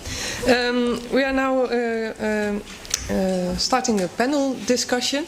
I would like to ask everybody who has a question to give a short introduction on who you are, your name, your organization, and a short question. We would like to give as many people the floor as possible, so just short questions, and we will start with one or two. Dear Mr. Tilburg, the application... Your name, please, and organization. Yes, my name is Erna Knickie. I'm Microphone. From the Netherlands. Oh, sorry. I'm a judicial advisor. I'm specialized in animal welfare and species protection legislation. The application you talked about of the Lyrics albiventris was coming from me, and I was denied the listing of the species because it could not be kept. We have now on tape that was not true. I was denied access to your court, even though in the court case it was clearly stated by the European Court of Justice that we should have access to your court, which we were denied. So you can expect a complaint from our friend ministers, because we also have ministers that are friends of ours, from the Netherlands and in the European Parliament on this behavior of yours. Because if a species can be kept by normal keepers, we should get the species listed and not denied because you just don't like people to keep exotic species. So you can expect a lot of complaints on this behavior. Yeah, and your question? Why on earth did you do this? Why did you treat a citizen from the Netherlands like this? Sorry, we take another question before we it's better, yeah. answer. Could you please close your microphone? Yes, please. To the same person, please. I'm Sander van Tongeren. I'm not from an organization, but I have a question to Mr. van Tilburg as well. You were saying about that it's possible to get a license for some exotic animals. I would like to know how many private persons in Belgium have asked such a license to keep an exotic animal that is forbidden, and how many times did the Belgian government give this license? Thank you. Okay, well, Eric, you're a favorite person in this room. Well, I showed you the number of applications. It was on the slide. And how many were approved? Well, 3, I think. 3 out of? 3 out of 15, 12, I don't know. It's on the 9 years. So 3 out of 15 are approved? Yep. Thank you.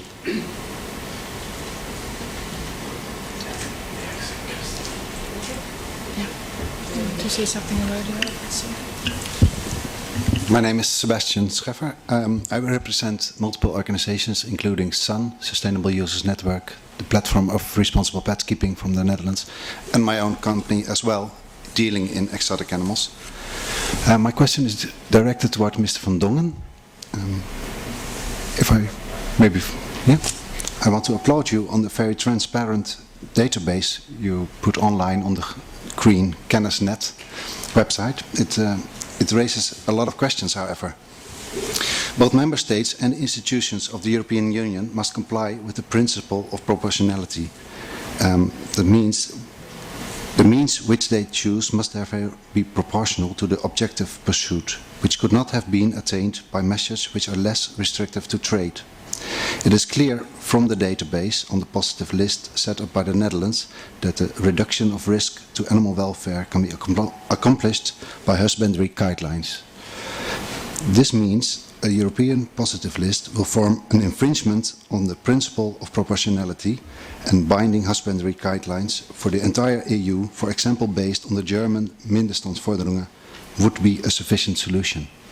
Why do you choose not for that much simpler option?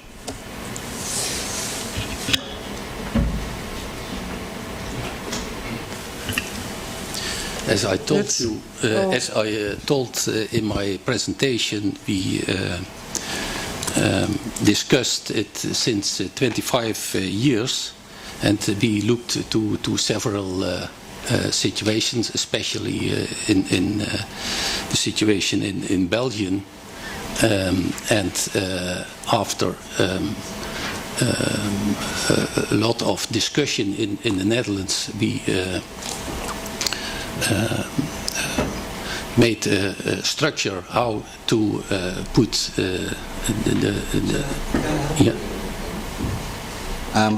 I think my question, I shall make it a little bit shorter. Why do you choose for a very difficult way, which is the question if it's needed at all? I mean, how many welfare issues with exotics are there? Actually, not so much. Why do you choose a way which makes an infringement of many of the rights of European people? I don't understand your question. Your method is illegal. Oh, I take account of that, and well, I think that was a nice statement from both of you. I saw some other questions. Yes, please. Yes, Jo Swabe from Humane Society International. It's a question regarding invasive alien species. There have been a number of species that have been placed on the list thus far. The process has been very slow in terms of risk assessment.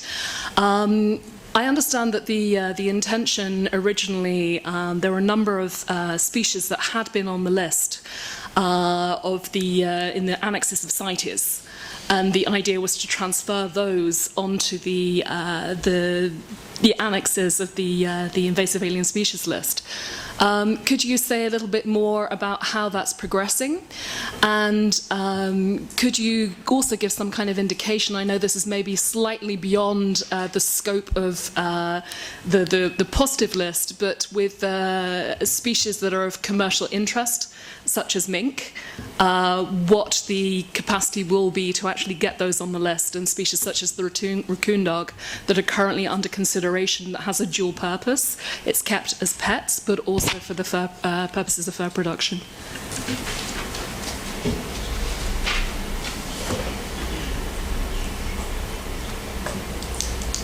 Thank you. Well, the first question has been addressed in the Act itself, actually, because you have in paragraph 14 of the introductory paragraphs, there's actually a list of those species that are in the CITES Annex and that are being considered. And some of them have a risk assessment and have actually been included on the list. So for the others, we don't have yet a risk assessment. So that's the reason why they have not been put on the list. So Litobates castebianus, Sciurus niger, Trachemis scripta, and Sciurus carolinensis, the ruddy duck. So all of them have been already transmitted there.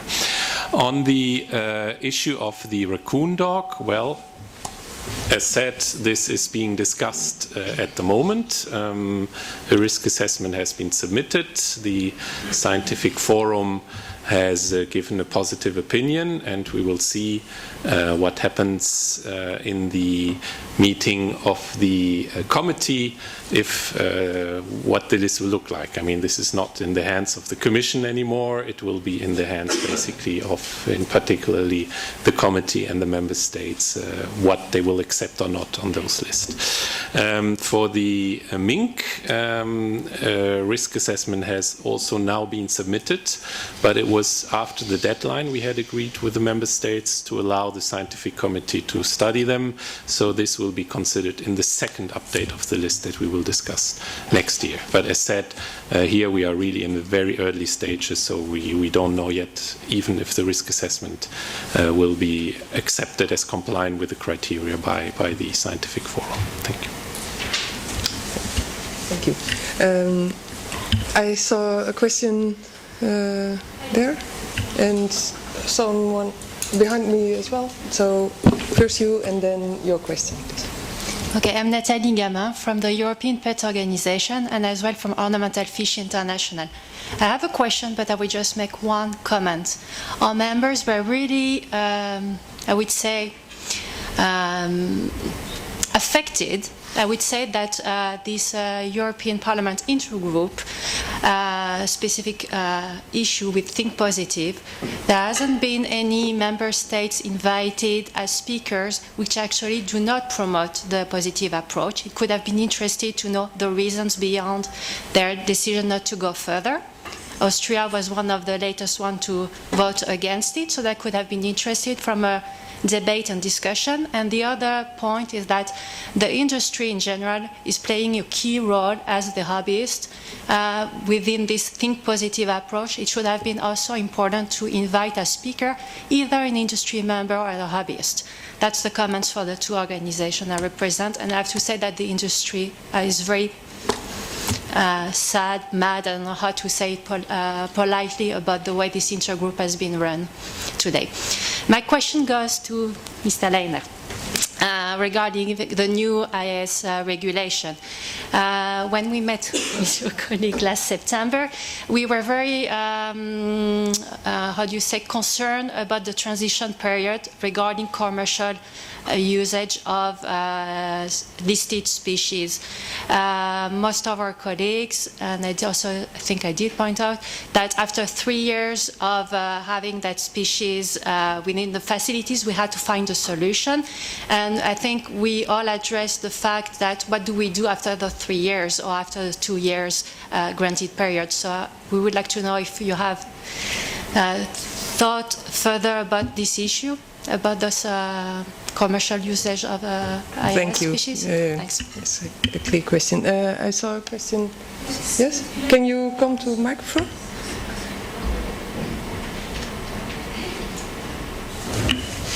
I am quietly spoken, so this helps. Elaine Tolan, Director of the Animal Protection Agency in the UK.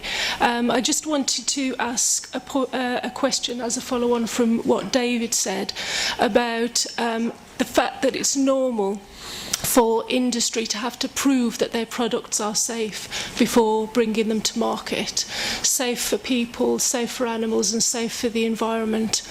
And by not having to subject themselves to this normal regulatory regime, is the trade at the moment enjoying disproportionate freedoms by not having to subscribe to this? Thanks. Okay, thank you. Let me start by responding to your comment on the Intergroup of Animal Welfare and Conservation. I think the theme of this meeting was Think Positive, and that's why we wanted information on positive lists and not on negative lists, and that was why we decided to invite our speakers as we did. And furthermore, it's I think a role of the Intergroup of Animal Welfare to come up for animal welfare, and the speakers who support that mostly.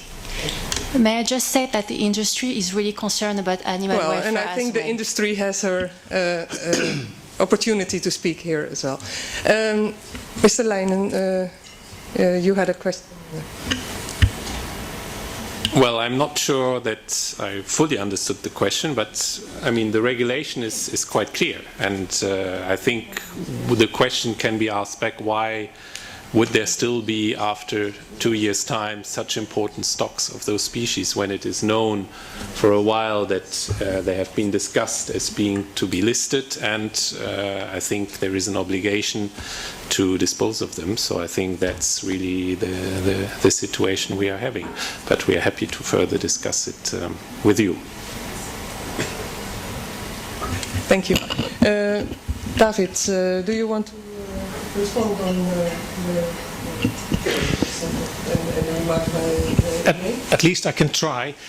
For me, it's not to ask for better legislation on the sales of cars, of bread. It's more to tell a little bit how logical it is to have requirements for animals to be kept as pets. So if a civilian buys a product, no matter whether it's to be used for domestic use or whatever, the product should comply with the expectations of the buyer. And that was a little bit the comparison I wanted to make, and to explain how logical it is to put up requirements for keeping, and also to exclude species that are not suitable for specific use. That, having said that, in the Netherlands there's still the possibility for people, experts, to apply for a permit if they can prove that they have the appropriate knowledge and circumstances to keep those animals. So I do think that this issue is being properly dealt with in both the positive list in the Netherlands as it has been in Belgium before.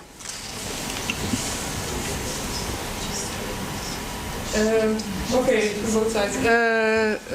I see some people who already asked questions, so I will start with you, and then the other end. Thank you so much. My name is Barbara Middelkoop. I'm here as a representative for a couple of organizations of private pet owners. And I have a question for Mr. Van Gennep. So in 2015, which is an exemplary year of which all data are already clear, AB received 67 non-primate mammals. Right? During this year, no exotic animal was confiscated in the Netherlands and placed at AB. In this same year, 5,123 normal pets were confiscated, which were cats, dogs, rabbits, guinea pigs, ponies and horses. And also, in addition to that, there were 10,000 dogs, 28,000 cats, and 13,000 rabbits that reached shelters. So how is such a negative opinion towards exotic animals justifiable? Okay, thank you. Daniel, you had a question? Yes, Daniel Turner from the Born Free Foundation. A number of the speakers mentioned the animal welfare platform, which was good to hear. I wanted to know from the Commission, if possible, whether they're able to confirm whether wild animals, animals of wild species, are included within the scope of the action plan, of the platform, recognising that many member state competent authorities lack the knowledge of what wild species need in captivity. Thank you. Okay, let's start with David. Well, it would be quite easy to answer the question by saying that the numbers of dogs and cats being held in the Netherlands and other countries are far higher than the number of exotic animals, fortunately, at this moment. Meaning that the number of infractions of animal welfare would also almost per definition be higher. Having said that, there's something else going on, and that is that it is completely legal to keep all kinds of animals, also the animals that we take into our rescue center. So there would not be any legal basis to confiscate animals unless it would be an infraction of animal welfare according to the Animal Welfare Act, which is almost impossible to prove. And I've been in several cases, I've been involved in several cases where we tried to make this into a court case that would hold, and even in cases where we had literally had to prevent the raccoons and raccoon dogs and the nose bears from drowning, we could not bring it to court in such a way that these animals would really be confiscated. So I can tell you from my own experience that it's almost impossible within the present legislation to confiscate exotic animals. And that's one of the reasons why we would be very much in favor of proper legislation like the positive list. The question from Daniel Turner, I first would like to give the floor to Mr. Galdes.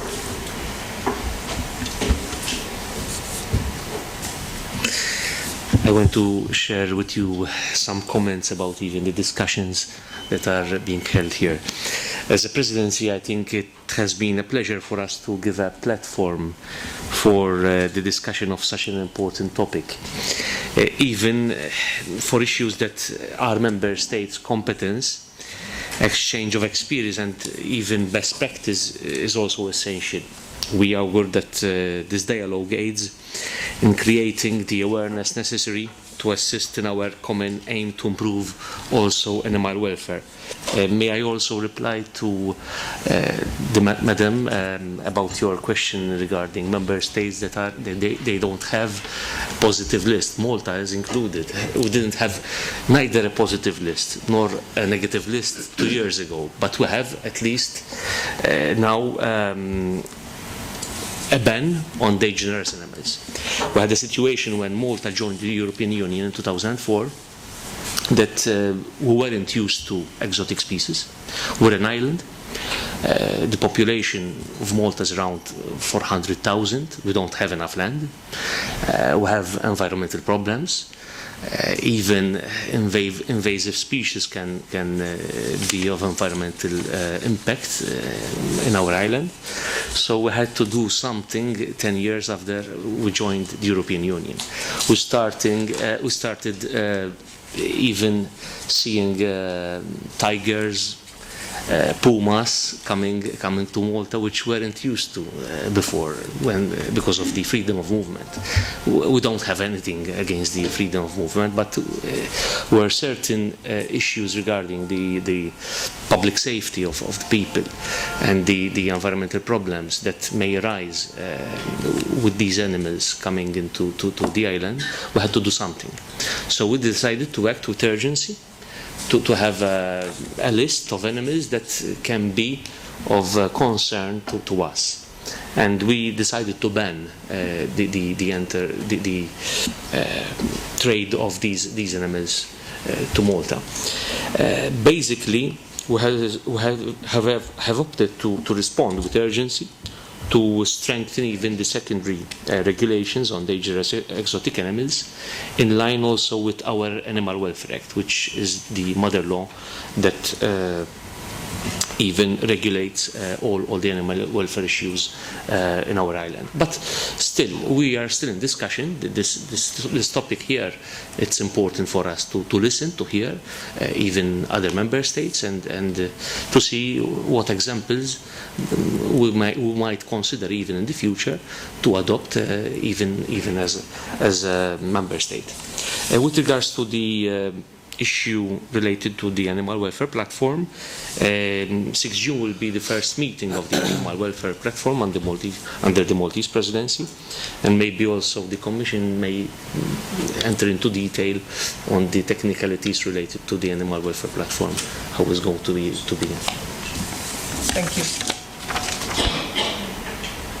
Thank you. Well, unfortunately, I can't because, as I said, my service is not in charge of the Animal Welfare Platform, and therefore I have taken good note of the question. I will ask the colleagues who are in charge of it, and you will get a reply from the Commission on your question as soon as possible. Thanks. Thank you. There is another question. I see someone hasn't asked a question before. My name is Janke van der Kaap. I'm a holder of exotics. And I have a question for Mr. Van Gennep. All day I hear the negative things about the animals who are kept at home. Not all animals which are be kept at home are in need. It are the excessive that are going on the television. What I miss in the whole consistence is you don't realize that when the positive list is affected, some animals have to be kept alone or be sterilized because you can't breed them. Kept alone is no option for animal welfare because if you separate them, they die of loneliness. Most vets have no experience with sterilizations of exotic animals. Those animals will die. That is against animal welfare. What I miss in the whole thing, I heard it recently, why not take the German regulation that for exotics, when you have your animals kept with the regulations, that you can keep them. Not with permits, not forbidden. Then you don't have this, because it goes about a lot of animals, and you don't have the welfare of the animals. So why a positive list? Why not regulations, not only for the exotics, but also for the rabbit? The rabbits are kept at home in a little one. Yeah, only. I think your question is clear. Because there's nothing and we are here. working here in the Parliament very hard for legislation for rabbits to maybe, excuse me, maybe that takes away your trouble. It's a good alternative. Your question is clear. A positive list? Why not regulation with rules? Your question is clear. Please close your microphone. I saw another 3 questions, so maybe we can just summarize them and then go over to the answers. You have another question? A really short remark sorry, I get it all the time. To Mr. Van Dongen and Mr. Van Gennep, I do agree with Mr. Van Gennep that a big problem, as a lawyer, a big problem we have with animal welfare is that because there are no husbandry guidelines with binding rules on how you should keep each species, it is extremely difficult. Even in cases where to us it is clear animals are suffering, it's extremely difficult to get a court ruling. That problem would be solved if we have very clear measures on how you should keep animals, any animal, not only the 153 species. Question, okay, that I think so. Maybe to Mr. Van Dongen that would mean something too. I have a very short question for Mr. Leiner. What will be the time path for the delegated act? Well, that was Joe. Yes, I've got a question for Minister Galdes and also the Commission. From an animal protection perspective, the arrival of positive lists, the restrictions on the numbers of species that you can actually keep in private ownership, that's a great advance for animal protection. Salute the work that's been done in the Netherlands, in Belgium, understand that there are moves afoot in Lithuania, etc. My question is that at a given point, you'll have a number of member states that have a positive list and a number of member states that don't have a positive list. At which point would you consider that will constitute the fragmentation of the internal market, and would that precipitate EU action to have an EU-wide positive list? I'd like to hear your thoughts on that. Thank you, Joe. And last question for Ilaria. Thank you. Actually, most of my points I've already taken in consideration, so I arrived a bit late. It was more a question to Minister Galdes also, considering that Malta is an island, so particularly sensitive to the introduction of invasive species, but at the same time particularly easy to control because it's an island. I hope that it's more a wish than a question, but I hope that what has been suggested today, a very preventive approach, which we think can be particularly valuable for islands, can be taken in consideration by your country too. So just to underline this aspect. Thank you.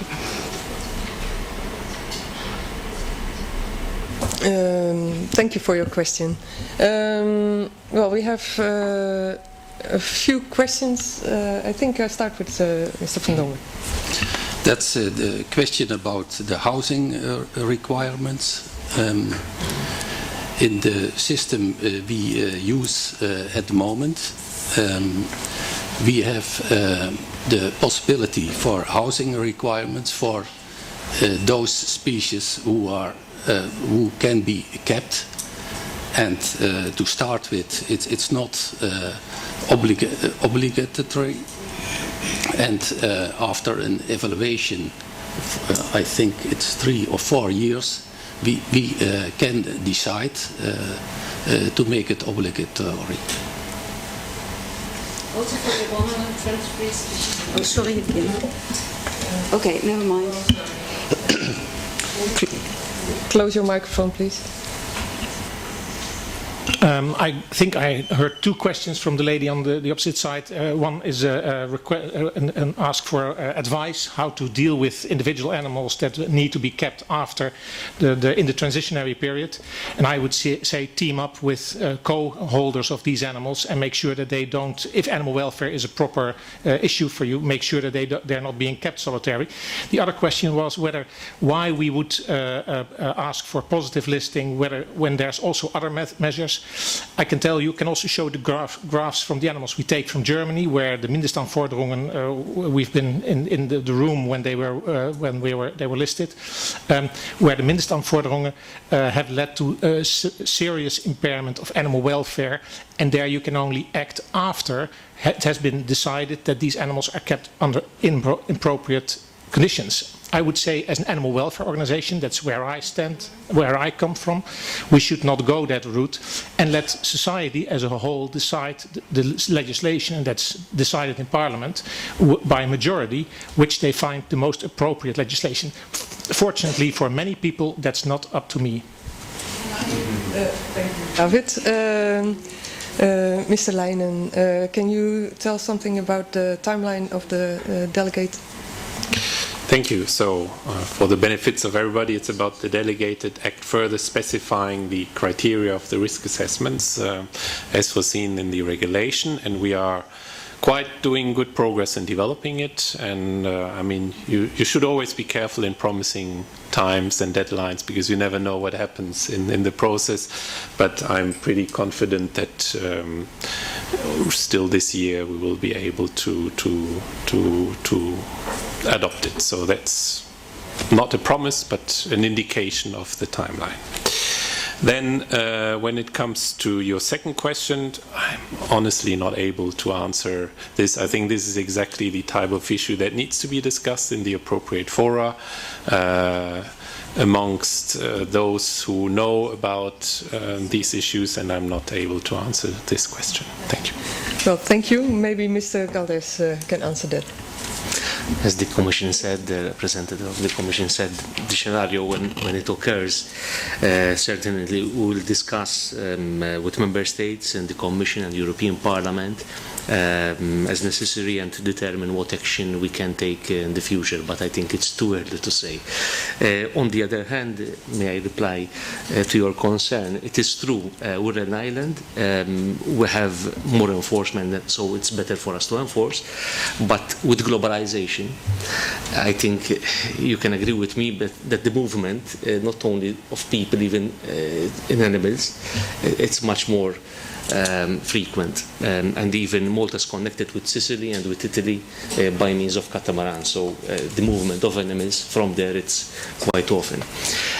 Still, we had 2 cases last year where tigers, we don't have many tigers in Malta, only few, but in private collections there were 2 incidents which really concerned us.